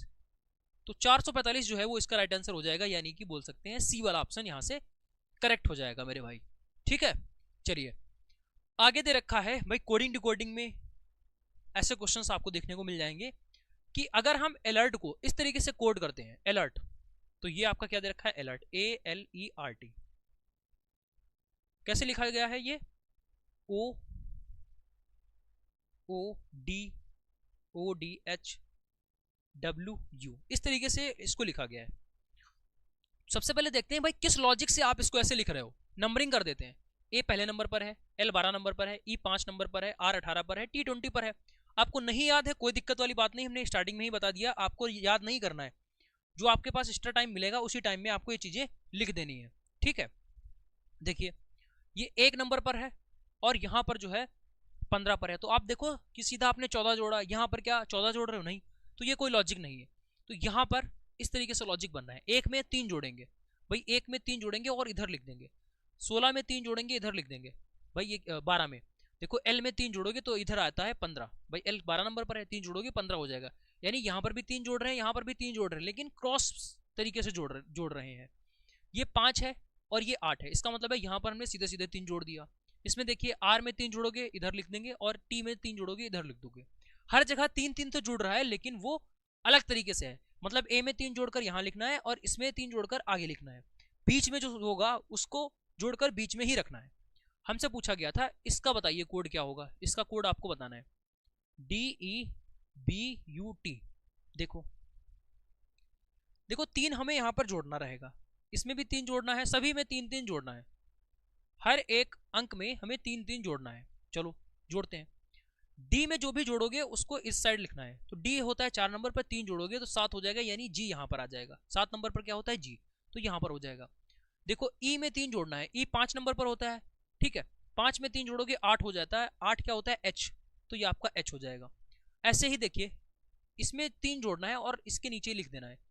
बी के बाद में क्या है CDEF, तो यहाँ पर आपके पास में जैसे ही इसमें 3 जोड़ोगे भाई, बी में 3 जोड़ोगे तो आपके पास में कितना हो जाएगा ई, भाई बी में 3 जोड़ोगे ई हो जाएगा। ऐसे ही यू में 3 जोड़ोगे 21, यू होता है 21 नंबर पर, 3 जोड़ोगे 24 हो जाएगा, 24 पर आपका एक्स आता है। टी होता है 20 पर, 20 में 3 जोड़ोगे तो ये आपका 23 हो जाएगा और 23 पर होता है डब्ल्यू। तो ये हमने पूरी की पूरी कोडिंग कर दी, तो यहाँ पर HGEWX यानी कि बी वाला ऑप्शन करेक्ट है। और वैसे भी अगर आप ध्यान से देखो, आपको पूरा यहाँ पर सॉल्व नहीं करना था, स्टार्टिंग में ही जैसे ही आपको H मिल गया था वहीं से रुक जाते कि हमारा जो भी आंसर होगा उसके स्टार्टिंग में H होगा, तो आपने कहा सिर्फ इसी वाले में है तो हम इसको आंसर सही टिक कर देंगे। आगे आपको पूरा क्वेश्चन सॉल्व करना ही नहीं था, लॉजिक निकालेंगे, सिर्फ एक चीज देखेंगे और अगर वैसा ऑप्शन आपको मिल जा रहा है आंसर वाला तो आगे बढ़ जाएंगे, ठीक है। चलिए अगला क्वेश्चन देखने में आपको बहुत ही बड़ा लग रहा होगा कि भाई क्या ही क्वेश्चन में पूछ दिया, लेकिन इतना आसान क्वेश्चन है, ध्यान से इस बात को समझेंगे। एक तर्क के अनुसार 126 जो है, 126 को बोल रहे हैं कि वो 181 से रिलेटेड है, कोई एक लॉजिक लगा रहे हैं, उस हिसाब से बोला गया कि 126 181 के बराबर है, मतलब संबंधित है। और इसी तर्क के हिसाब से बोला गया है कि 89 जो है वो 144 के बराबर है, 89 जो है वो 144 से रिलेटेड है, ठीक है, रिलेटेड है बोला गया है। उसी तर्क का जो है वो फॉलो करते हुए आपको बताना है कि 130 जो है वो 130 किससे रिलेटेड होगा, 130 किससे रिलेटेड होगा। यानी कोई एक लॉजिक हमने सोचा है, उस लॉजिक के हिसाब से बता दिया 126 और 181 जो है वो रिलेटिव है। वही रिलेशन 89 और 144 के बीच में भी है। आपको बताना है कि भाई 130 का वही रिलेशन किसके साथ में होगा, ठीक, बात क्लियर है। सबसे बेसिक सी बात होती है जो हमने पीछे वाले क्वेश्चन में भी देखा था, सीरीज के क्वेश्चन में। हम सबसे पहले देखते हैं एडिशन करके कि हम क्या इसमें जोड़ें। सबसे पहला पॉइंट हमारे पास यही रहता है, वहां पर वो एडिशन फेल हो गया था तो वो उसके बाद में हम आगे बढ़े थे मल्टीप्लाई का। उसके भी अलावा हमारे पास में क्या होता है कि हम स्क्वायर और क्यूब देखते हैं, स्क्वायर और क्यूब किसी भी संख्या का। तो आप देखिए ना ये संख्या स्क्वायर है ना ये कोई संख्या स्क्वायर है, सिर्फ ये आपको स्क्वायर दिख रहा होगा, लेकिन और कहीं पर भी स्क्वायर नहीं है और ना ही कहीं पर क्यूब लिखा हुआ नजर आ रहा है, तो ये तो वैसे भी खत्म हो गया। उसके बाद में अगर आप देखो एडिशन से स्टार्ट करेंगे, एडिशन अगर नहीं हो रहा होगा तो मल्टीप्लिकेशन वाला कुछ कॉन्सेप्ट लग रहा होगा, ठीक है। तो सबसे पहले हम क्या करेंगे, एडिशन देखते हैं, यानी 126 में कितना जोड़ें कि हमारे पास में 181 हो जाए। तो आप बोलोगे भाई यहाँ पर 5 और 55, क्या हम इसमें 55 जोड़ दें तो हमें 181 मिल जाएगा। हमने एक लॉजिक सोचा कि भाई 55 जुड़ रहा है, चलो यहाँ पर भी देख लेते हैं। तो जैसे हमने यहाँ पर भी देखा क्या 55 जुड़ रहा है, तो आपने कहा 89 में जैसे ही 55 जोड़ेंगे तो 9 5 14 और 8 5 13 14 बिल्कुल सही, यानी यहाँ पर इसमें भी हमने देखा कि 55 जुड़ रहा है, इसमें भी वही लॉजिक सेट हो गया, तो हमें क्लियर हो गया कि भाई इसमें 55 ही जुड़ रहा होगा, और 55 इसमें भी हम जोड़ देंगे, तो जैसे ही 55 जोड़ेंगे तो हमारे पास में सेम आंसर निकल कर आ जाएगा, जो कि हो जाएगा 130 में 55 जोड़ोगे तो ये आपके पास में 185 हो जाएगा, और इसका जो राइट आंसर है वो आपका 185 यानी कि ए वाला ऑप्शन करेक्ट है। बोलो कितना आसान क्वेश्चन है, अगर आप पूरी लैंग्वेज को देखोगे तो क्या ही बेकार सी लैंग्वेज दे रखी है, लेकिन इतना अच्छा और बेसिक सा क्वेश्चन था। बहुत सारे बच्चे तो क्या है कि इतना बड़ा क्वेश्चन देखकर डायरेक्टली छोड़ देंगे कि भाई क्या दे रखा है, फर्जी का यहाँ पर टाइम वेस्ट हो जाएगा, बट ऐसा नहीं है। ठीक है, चलिए आगे बात करते हैं। वैसा ही टाइप का एक क्वेश्चन दे रखा है, इस क्वेश्चन में बेसिकली जो ऊपर दे रखी है लैंग्वेज वो हम आपको अपनी भाषा में समझाते हैं। यहाँ पर बोला गया है कि 4 आपके पास में विकल्प दे रखे हैं, और 4 विकल्प कहीं ना कहीं एक सिमिलरिटी में है, 4 में से 3 जो है वो एक सिमिलरिटी में है, एक जो है वो डिफरेंट है, इन चारों में से वही डिफरेंट वाला हमें छांटना है, और वो चीज तब आप कर पाओगे जब आप सभी की नंबरिंग लिखोगे, यानी कौन कितने नंबर पर है, उसके बाद में ही आप फाइंड आउट कर पाओगे। चलो सबसे पहला काम करते हैं, सभी के ऊपर नंबरिंग यहाँ पर डाल देते हैं। तो ये 6 नंबर पर है, ये 22 नंबर पर है, ये 10 नंबर पर है, और ये आपका 1 नंबर पर है। L 12 पर है, N 14 पर है, P जो है वो 16 नंबर पर है, और S 19 नंबर पर है। ये 4 पर है, ये 8 पर है, ये आपका 25 पर है, और ये आपका 4 पर है। ठीक है, ये 11 पर है, ये 20 पर है, ये 50 पर है, और ये आपका जो है वो 24 पर है। ठीक, चलो देखो इसके बीच में डैश भी लगा हुआ है, ये भी आपको ध्यान रखना है, ये दोनों अलग अलग बातें हैं। तो 4 से ये 10 हुआ है, ये सॉरी 6 से ये 10 हुआ है, इसका मतलब है यहां से जब यहां आप पहुंचे हो तो +4 आपने किया, और जब आप यहां से यहां पहुंचे हो यानी ये 22 लिखा हुआ है और ये 1 लिखा हुआ है। देखो एक बात और समझ लो, जो A होता है वो 1 नंबर पर भी है, इसके साथ साथ में जो 1 है वो आपका 27 नंबर पर भी है। क्यों? क्योंकि Z जो है वो कहां पर खत्म होता है, 26 नंबर पर। Z के बाद में A आता है ना भाई, देखो Y जो है वो कहां पर, Y की नंबरिंग क्या है 25 नंबर, Z की नंबरिंग 26 नंबर, Z के बाद में A आता है, तो 26 के बाद में 27 भी तो है, और A पहले नंबर पर भी आता है, तो A की नंबरिंग आपके पास में 27 भी है और 26 भी है। ऐसे ही B जो है वो 2 नंबर पर आता है, लेकिन इसके साथ साथ में B 28 नंबर पर भी है। ये बात क्लियर हो गई। ऐसे ही अगर यहाँ पर A की नंबरिंग 1 है तो हम इसको लिख सकते हैं कि 26 नंबर पर भी, सॉरी 27 नंबर पर भी है। तो अब देखो इन दोनों के बीच का डिफरेंस कितना है, तो आप कहोगे 4 डिफरेंस है, यानी यहाँ पर भी आपने 4 ही जोड़ा है। लॉजिक कैसे हम निकाल रहे हैं आपको समझ में आ रहा है क्या? बीच में डैश लगा हुआ है, इस वजह से ये पार्ट और ये पार्ट अलग अलग आपको ट्रीट करना है, क्योंकि बीच में डैश लगा हुआ है। ठीक है, अगर ये एक में ही मिलाकर रखा गया होता तो हम उसको इस तरीके से ट्रीट नहीं कर रहे होते। ठीक है, ये 12 नंबर पर है और ये जो है 16 नंबर पर, इसका मतलब है इसमें आपने 4 जोड़ा है। ये n जो है 14 नंबर पर है, ये 19 नंबर पर है, तो यहाँ पर आपने क्या करा है 5 जोड़ दिया है। देखते रहे ना, इसमें दोनों में 4 4 जोड़ा है, इसमें पहले में 4 दूसरे में 5 आपने जोड़ा। चलो यहाँ पर आते हैं, यहाँ पर आपने देखा कि ये 11 नंबर पर है और ये 15 नंबर पर है, इसका मतलब है पहले में आपने 4 जोड़ा। ये 20 नंबर पर है और ये आपके पास 24 नंबर पर है, यहाँ पर भी आपने इसमें 4 जोड़ा। इस पर आते हैं, ये 4 नंबर पर है, ये 8 नंबर पर है, इसका मतलब है आपने यहाँ पर 4 जोड़ा। ये 25 नंबर पर है, और डी जो है वो आपका 4 नंबर पर भी है, इसके साथ साथ में डी कहाँ पर है भाई, ध्यान से देखो, डी का दूसरा नंबर क्या हो जाता है, डी जो है वो 30 नंबर पर भी आता है, डी जो है वो 30 नंबर पर भी आता है। तो डी की जगह पर अपने हिसाब से हम डी की नंबरिंग लिखेंगे ना, डी की नंबरिंग हम अपने हिसाब से लिखेंगे, 30 होती है, तो 25 और ये आपका हो जाएगा 5, तो इसमें जो है वो हमारे पास 5 जुड़ जाएगा। ठीक, ये 5। अच्छा, एक चीज हमने यहाँ पर गलत कर दी, ये देखिए ए की जो नंबरिंग है वो क्या है 27 है भाई, यहाँ पर 26 हमने लिख दिया था, ये 27 है भाई। ए की नंबरिंग क्या है 26 पर तो जेड होता है, ए की नंबरिंग 27 है, तो यहाँ पर आपने देखा कि ये 5 जुड़ रहा है, 5। अब देखिए कौन सा डिफरेंट है, खुद ही आप दिमाग लगाइए कौन सा इसमें डिफरेंट है, बोलिए। यहाँ 4 पहले में 4 जोड़ा, दूसरे में 5 जोड़ा, यहाँ पर पहले में 4 जोड़ा, दूसरे में 5 जोड़ा, यहाँ पहले में 4 जोड़ा, दूसरे में 5 जोड़ा, ये तीनों एक जैसे आपको दिख रहे हैं, लेकिन यहाँ पर क्या हुआ, पहले में भी 4 जोड़ रहे, दूसरे में भी 4 जोड़े, इसका मतलब है कि ये वाला भाई डिफरेंट है। समझ गए? चलिए आगे बढ़ते हैं। देखिए अंग्रेजी वर्णमाला के आधार पर BUOP FYST से रिलेटेड है, यानी BUOP जो है वो FYST से रिलेटेड है, और उसी तरीके से RKEF जो है वो VOIJ इससे रिलेटेड है।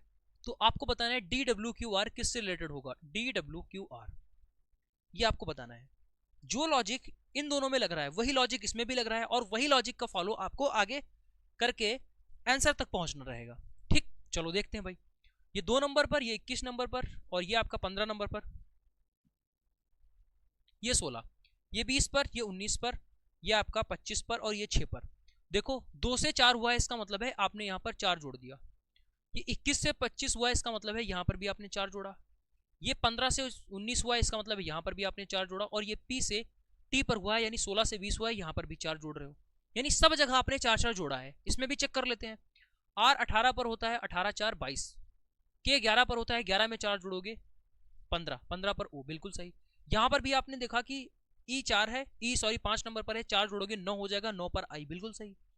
F जो है वो क्या है, 6 नंबर पर, उसमें भी अगर आप 4 जोड़ोगे तो 6 + 4 10, यानी कि यहाँ ये भी आपका परफेक्ट है। कहने का मतलब है लॉजिक हमने ढूंढ लिया, सभी जगह 4 4 4 4 जोड़ा जा रहा है। तो क्या हमें आगे यहाँ पर आंसर निकालने के लिए सभी में 4 4 4 ऐड करना पड़ेगा? बिल्कुल सही।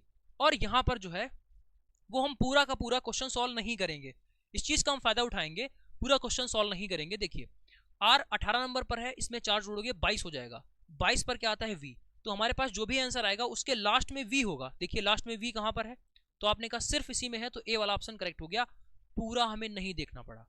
दूसरी चीज आपको बता दें, हमने स्टार्टिंग यहां से क्यों नहीं शुरुआत करी, क्योंकि यहां से अगर आप शुरुआत करते तो D जो है वो 4 नंबर पर है, उसमें 4 जोड़ोगे 8 आ जाएगा, 8 पर H होता है, यानी स्टार्टिंग H से होगी।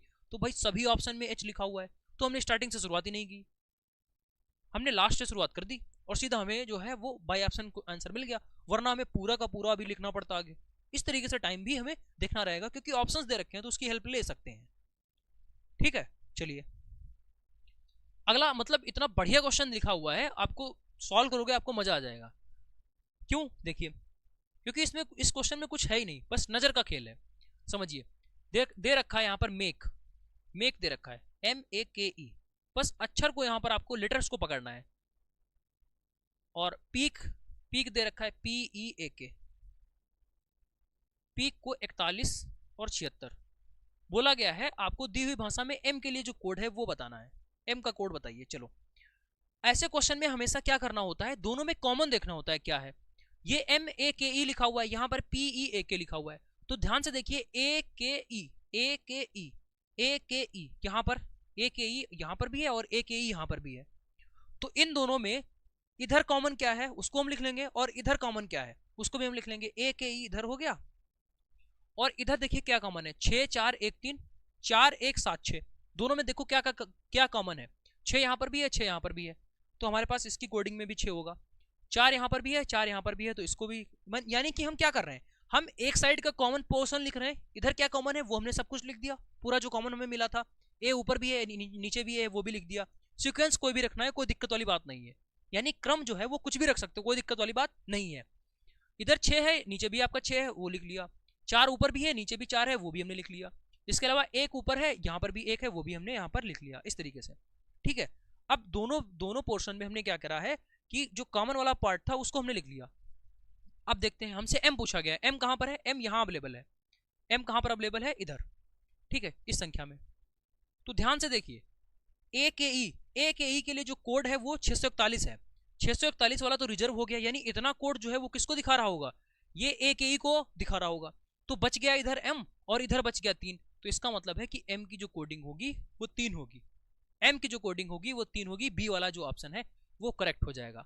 अब आप लोग लॉजिक लगाइए इस वाले में कि P की कोडिंग क्या होगी, ये आप लोग हमें नीचे बताइए कमेंट बॉक्स में, P की कोडिंग क्या होगी नीचे कमेंट बॉक्स में बताइए। आई होप ये जो कॉन्सेप्ट है, चीजें जो है वो आपको यहाँ पर समझ में आ गई होंगी कि ऐसा भी आपको मिलते जुलते 2 शब्द दे रखे होंगे, उनकी कोडिंग में क्वेश्चन जो है वो बनाया जा सकता है। कैसे, एक साइड का कॉमन पार्ट हम लिख लेंगे, दूसरे साइड का जो कॉमन पार्ट है उसको ले लेंगे और हमारे पास आंसर बन जाएगा। ठीक है, चलिए आगे दे रखा है, देखो सेम ऐसा ही क्वेश्चन हम लोगों ने पीछे किया था, लेकिन इन दोनों में डिफरेंस आपको देखने को मिलेगा। यहां पर क्या था कि दोनों में डैश लगा हुआ है, जब डैश लगा होगा तो उसी ऑप्शन में आपको क्या करना होगा, इसको और इसको दोनों को कंपेयर करना होगा कि इसमें क्या जोड़े कि ये बन जाए। ठीक है, इसमें भी हमने क्या, इस पार्ट में क्या जोड़े कि ये अगला वाला पार्ट बन जाए। ठीक है, लेकिन इस क्वेश्चन में ऐसा नहीं है, इस क्वेश्चन में कहीं पर भी आपको डैश नहीं लगा हुआ है, यानी कि अब आपको पूरा का पूरा जो लेटर है पूरा का पूरा वर्ड है उसको देखना पड़ेगा। नंबरिंग तो पहले आपको सभी में करनी ही करनी पड़ेगी, उसके अलावा कोई चांस नहीं है। ये है आपका जो है वो 24 नंबर पर है, ठीक है। ये जो है वो आपका 24 नंबर पर हो गया, ये है 22 नंबर पर और ये है 21 नंबर पर, ठीक। चलो यहाँ पर देखते हैं, ये 17 पर है, ये आपका 16 पर है और ये जो है वो 14 नंबर पर है, 20 पर है, 18 पर है और 17 पर है। ये आपका 12 पर है, 10 पर है और ये आपका 9 पर है, ठीक। चलिए अब देखिए, अब इन सभी में हम देख लेंगे 24 से आपका 22 हुआ है, यानी 2 आपने कम कर दिया, फिर यहां पर आपने 1 कम कर दिया। चलो यहां पर देखते हैं, आपने 1 कम किया, फिर उसके बाद में आपने 2 कम कर दिया। यहां पर देखते हैं, आपने 2 कम कर दिया, फिर उसके बाद में आपने 1 कम कर दिया। यहां पर देखते हैं, आपने 2 कम कर दिया, यहां पर 1 कम कर दिया। अब आपको समझ में आ गया होगा कौन सा सेम है कौन सा डिफरेंट है। सब जगह आप 2 कम कर रहे हो 1 कम कर रहे हो, 2 कम कर रहे हो 1 कम कर रहे हो। यहां पर भी आपने 2 कम किया 1 कम किया, लेकिन इस वाले पार्ट में आपने -1 -2 किया। क्वेश्चन खत्म। डिफरेंट हमें निकालना होगा, ये डिफरेंट होगा। बीच में डैश लगा होगा तो उसी के बीच में हमें देखना होगा कैसे आप इस पॉइंट से उस पॉइंट तक पहुंचे, लेकिन डैश नहीं है तो फिर हम इन्हीं लेटर्स के बीच में हमें देखना होगा कैसे ये चीजें वर्क कर रही हैं।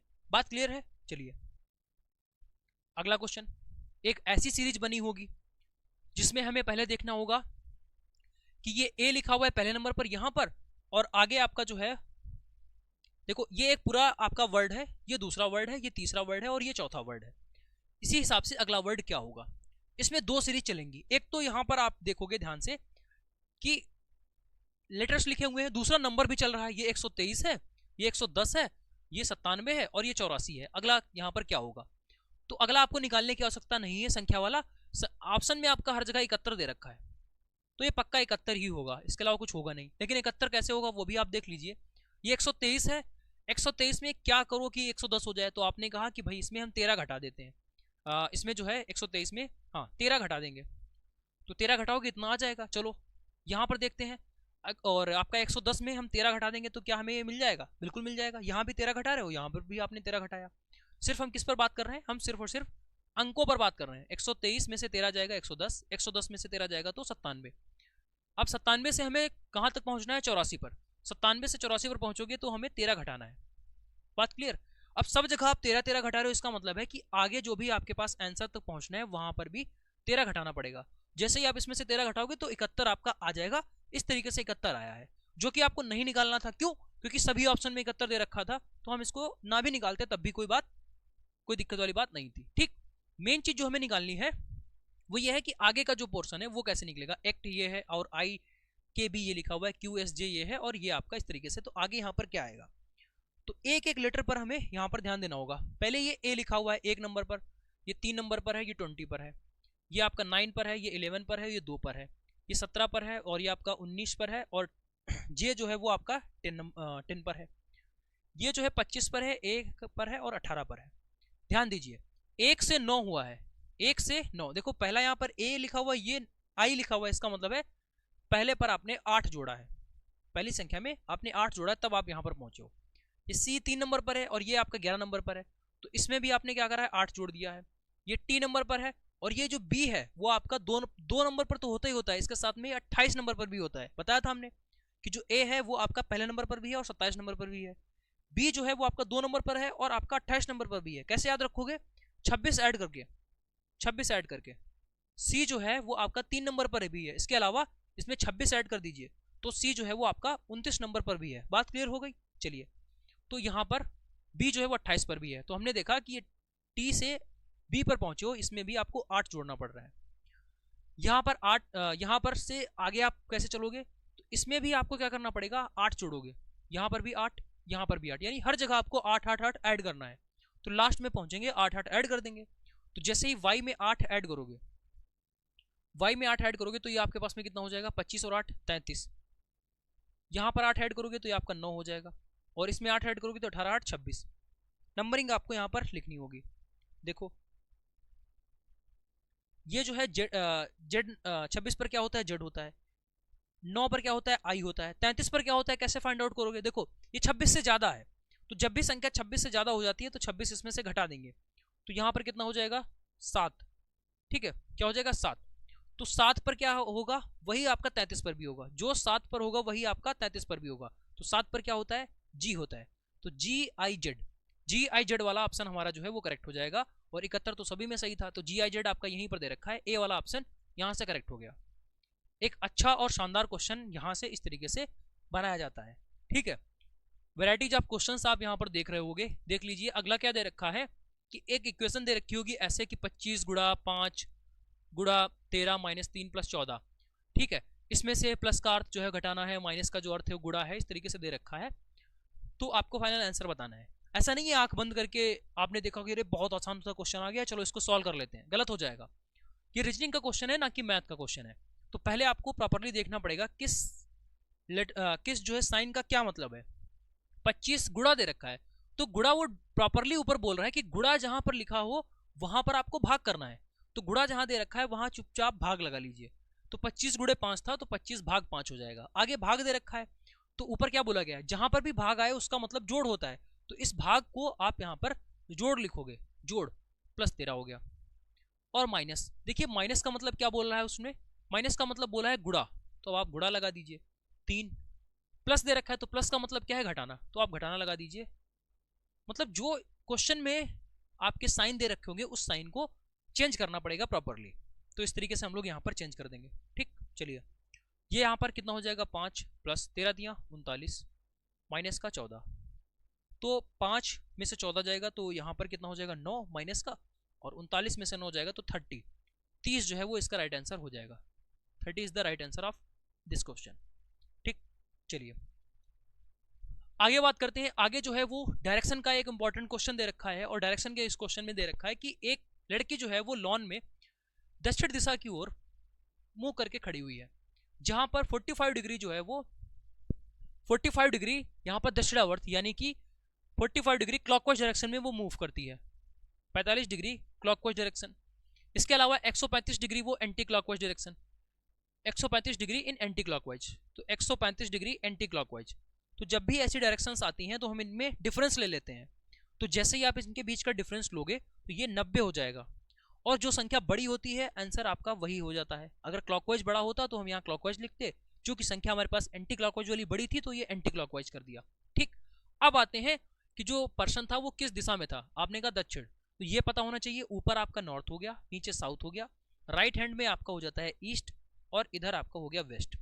लड़की का जो मुख है वो दक्षिण दिशा में है, दक्षिण दिशा कहां पर है, तो आपने कहा दक्षिण दिशा, तो ये वाली है, ठीक ठीक। वो 45 डिग्री मूव करती है, फिर उसके बाद में 135 डिग्री मूव करती है। तो जो दो बातें थी उसको हमने इफेक्टिव एक बात में कन्वर्ट कर दिया। जो दो बातें थी उसको हम सीधा बोल सकते हैं कि एक लड़की दक्षिण में है और वो 90 डिग्री एंटी क्लॉकवाइज घूम जाती है। एंटी क्लॉकवाइज का मतलब होता है घड़ी के विपरीत दिशा में। तो क्लॉकवाइज डायरेक्शन क्या हो जाएगी, अगर घड़ी ऐसे है, घड़ी की सुई ऐसे है, देखो ये आपका बीच में है, यहाँ से सुई चल रही है नीचे की तरफ, तो घड़ी की सुई ऐसे लटक रही है। तो अगर घड़ी की चलने की दिशा में आप जाओगे तो वो क्लॉकवाइज होता है। क्लॉकवाइज डायरेक्शन क्या होती है, घड़ी की सुई की चलने की डायरेक्शन। तो क्लॉकवाइज डायरेक्शन क्या हो जाएगी, आगे की तरफ। हमें चाहिए एंटी क्लॉकवाइज डायरेक्शन यानी कि पीछे की तरफ, वो भी कितना 90 डिग्री। तो इस घड़ी को 90 डिग्री बैक कर दीजिए। तो जैसे ही 90 डिग्री इसको बैक करोगे तो यहाँ पर आपके पास डायरेक्शन हो जाएगी ईस्ट डायरेक्शन। कौन सी हो जाएगी, ईस्ट, यानी कि डी वाला जो ऑप्शन है वो आपका यहाँ से करेक्ट हो जाएगा, ठीक है। चलिए भाई डायरेक्शन का ये इंपॉर्टेंट टाइप है। आई बटन पर आपको एक वीडियो दिख रहा होगा जिसमें डायरेक्शन को हमने कंप्लीट जितने भी टाइप है वो सारे सारे हमने डिस्कस किए हैं। ये इतना इंपॉर्टेंट टॉपिक है कि एक क्वेश्चन आपका डिफरेंटली बनेगा, ऐसा कोई पेपर नहीं जिसमें डायरेक्शन का क्वेश्चन ना पूछा जाए। और बहुत ही अच्छी तरीके से हमने समझाया है। आई बटन पर आप क्लिक करके कंप्लीट वीडियो देख सकते हो। डायरेक्शन का कोई भी क्वेश्चन आपका वहां से नहीं फंस पाएगा, ठीक है। या फिर आप यूट्यूब पर सर्च करिए डायरेक्शन बाय विशाल भाई पटेल, आपको ये वीडियो दिखेगा जहां पर हमने कंप्लीट इसके बारे में डिस्कस किया है। तो एक बार जरूर उसको आप देख लीजिएगा। चलिए आगे बढ़ते हैं। देखिए अगला क्वेश्चन आपका दे रखा है 7 मित्र S T U V W X और वाई एक गोलाकार मेज के परिधा केंद्र की ओर उन्मुख करके बैठे हुए हैं। यानी कि यहाँ पर टोटल हमारे पास 7 मित्र हैं और एक राउंड टेबल पर बैठे हुए हैं।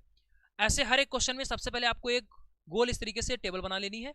उसके बाद में 7 लोग हैं तो यहाँ पर 7 आपको इस तरीके से मार्क इंडिकेट कर देना है। 4 हो गया, 5 6 7 किसी भी तरीके से आप दिखा दीजिए। उसके बाद में इस क्वेश्चन को देखना है कैसे सॉल्व किया जाता है। यहां पर बोला गया है कि टी जो है वो एस के दाएं तीसरे स्थान पर बैठा हुआ है।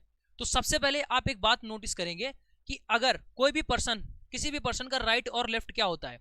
अगर आपको राइट बैठाना है तो ये राइट का मतलब होता है क्लॉकवाइज डायरेक्शन, अभी जस्ट हमने आपको बताया, और लेफ्ट का मतलब क्या होता है, एंटी क्लॉकवाइज डायरेक्शन। मतलब किसी भी पर्सन का अगर आपको राइट साइड जाना है तो क्लॉकवाइज डायरेक्शन में आप चले जाइए, और किसी भी पर्सन का अगर आपको लेफ्ट जाना है तो एंटी क्लॉकवाइज डायरेक्शन चले जाइए। क्लॉकवाइज डायरेक्शन क्या होती है, जिस जिस दिशा में घड़ी की सुइयां चलती हैं। ठीक, चलिए, टी एस के दाएं तीसरे स्थान पर है, तो इन सभी क्वेश्चंस में अपनी मर्जी से किसी एक बंदे को कहीं पर बिठाना होता है। एक बंदे को आप अपनी मर्जी से बिठा सकते हो कहीं पर भी। तो देखिए यहां पर बोला गया है टी जो है वो एस के दाएं कहीं पर, टी के बारे में नहीं पता है लेकिन एस, देखिए यहां पर बोला गया है एस के दाएं तीसरे स्थान पर, तो हम एस को कहीं पर बिठा सकते हैं कोई एक जगह, चाहे आप यहां बिठा दीजिए, यहां पर कहीं पर बिठा दीजिए, आंसर नहीं बदलेगा। तो हमने एस को यहां पर बिठा दिया, लेकिन अब यहां पर यहां के बाद से क्वेश्चन जैसा बोल रहा है वैसा ही आपको करना पड़ेगा। एस के दाएं तीसरे स्थान पर, तो एस का दायां क्या होगा, हमने अभी बताया दाएं आपको चलना है, मतलब क्लॉकवाइज डायरेक्शन। इसका मतलब ये हुआ क्लॉकवाइज डायरेक्शन क्या हो जाएगी, इस तरीके से, घड़ी की सुई कैसे चलती है, ऐसे चलेगी भाई, घड़ी की सुई ऐसे चलेगी, तो क्लॉकवाइज डायरेक्शन ये हो जाएगी, यानी एस का दायां इधर होगा। एस का दायां कहां पर, तीसरा स्थान, तो एस के दायां पहला ये, इसके दायां दूसरा ये, इसके दायां तीसरा ये, यहां पर कौन बैठा हुआ है, टी, तो टी को हम यहां बिठा देंगे। 7 हमारे पास सीट बनी हुई है ना, ये गोला का टेबल है, इसमें 7 सीटें बनी हुई है। स्टार्टिंग में पहले पर्सन को आप अपनी मर्जी से चाहे यहां बिठाइए, चाहे यहां, चाहे कहीं पर भी बिठा दीजिए। उसके बाद में जैसा क्वेश्चन बोला जाए सिर्फ उसी के हिसाब से आपको आगे बढ़ते रहना है। चलिए ये काम खत्म हो गया, आगे बढ़ते हैं। एक्स जो है वो टी के ठीक दाएं पड़ोस में बैठा हुआ है, तो एक्स जो है वो टी के ठीक दाएं, टी यहां पर है, टी का दायां क्या हो जाएगा, अगर घड़ी की सुई ऐसे है, देखो यहां पर घड़ी की सुई ऐसे होगी, तो अब किस दिशा में चलेगी, दाएं के लिए हमें क्या करना है, क्लॉकवाइज डायरेक्शन जाना है, तो दायां क्या हो जाएगा, ये वाला दायां होगा। टी का दायां क्या होगा, यही तो बोल रहा है, टी के दाएं पड़ोस में कौन बैठा है, एक्स बैठा है, तो टी का दायां क्या हो जाएगा, घड़ी की सुई ऐसे चलेगी, तो टी का दायां ये हो गया, और यहां पर बैठा हुआ है एक्स। बात क्लियर है। ये राइट और लेफ्ट कहीं गलत ना हो जाए, इस वजह से ये तरीका हम आपको बता रहे हैं, कभी भी गलत नहीं होगा। चलिए आगे बोला है डब्ल्यू और एक्स दोनों का निकटतम पड़ोसी, आगे बोल रहा है डब्ल्यू और एक्स दोनों का निकटतम पड़ोसी है। W is the intermediate neighbor of X and another, यहां पर है W is the immediate neighbor of X and U, ठीक है, तो यहां पर बोला गया है W और X दोनों का निकटतम पड़ोसी U है, ठीक है, U बोला गया, इसको करेक्ट करेंगे। अब हमें ऐसा देखना है, देखो W और X दोनों का पड़ोसी, ऐसी जगह पर हमें यहां पर पर्सन को बिठाना है जो W और X दोनों का पड़ोसी हो जाए, इसका मतलब है बीच में बिठाना होगा, एक साइड W दूसरी साइड में X, तो एक साइड W दूसरी साइड में X होना चाहिए, एक साइड W दूसरी साइड X होना चाहिए, किसका, U का, यही तो बोला गया, W और X दोनों का पड़ोसी कौन है, U होना चाहिए, तो U जो है वो दोनों का पड़ोसी है, W का भी पड़ोसी है और X का भी पड़ोसी है, W और X दोनों का पड़ोसी U होना चाहिए, तो ये हमने इस तरीके से बिठा दिया। चलिए आगे बोल रहा है Y जो है वो V के ठीक बाएं बैठा है, y जो है v के ठीक बाएं, तो v को कहां पर रखना है, अगर आप v को यहां रख दोगे, y को यहां रखोगे, तो v का बायां क्या हो जाएगा, y हो जाएगा, बिल्कुल सही पोजीशन है भाई, y ऊपर भी हो सकता था लेकिन वो पोजीशन गलत हो जाएगी, क्यों, क्योंकि अगर आप y को ऊपर रख दोगे तो v का दायां हो जाएगा, जबकि यहां बोल रहा है कि v के ठीक बाएं, v का ठीक बायां, यहां पर y हो गया, सभी पर्सन हमने यहां पर बिठा दिए। बोला गया है v के दाएं से गिनती करने पर, यानी v यहां पर दे रखा है, v के दाएं से गिनती करने पर v और w के बीच में, तो v के दाएं से जब आप गिनती करोगे, v के दाएं से इसका मतलब है v के इधर से जब गिनती करोगे w तक, तो कितने पर्सन पहुंच रहे हैं आपके पास, देखिए इन दोनों के बीच में 1 2 और 3, तो यहां पर इसका राइट आंसर क्या हो जाएगा, 3 इसका राइट आंसर हो जाएगा, ठीक है। तो ये कंप्लीट यहाँ पर कॉन्सेप्ट पूरा होता है, और इसका जो कंप्लीट पीडीएफ है वो आपको हमारे टेलीग्राम पर मिल जाएगा, जहां से एक बार आप इसको जरूर प्रैक्टिस कर लीजिएगा। टेलीग्राम का लिंक जो है वो डिस्क्रिप्शन बॉक्स में मिलेगा, या फिर आप पहला कमेंट भी चेक कर लीजिएगा। ये एक मैराथन होने के बाद में अगली मैराथन आपकी जीएस की आएगी, जहां से आपका कंप्लीट जो नॉन टेक है वो बहुत अच्छे तरीके से तैयार हो जाएगा। अगर आपको चीजें एक बार में नहीं क्लियर हो रही तो इस वीडियो को 2 बार देख लेना, क्योंकि भाई पूरा का पूरा निचोड़ हमने इसमें देने की कोशिश की है, और ये एग्जाम में आपको, जब आप एग्जाम में बैठोगे तब आपको ये चीज महसूस होगी कि हाँ भाई वाकई में सेम ऐसे ही क्वेश्चन में देखने को मिल रहे हैं यहाँ पर। और अच्छे से आप लोग तैयारी करिएगा और अच्छे से एग्जाम दीजिएगा। ऑल द बेस्ट आप सभी लोगों को, और सेशन को हम लोग यहीं पर एंड करते हैं, मिलते हैं नेक्स्ट मैराथन में, तब तक के लिए जय हिंद।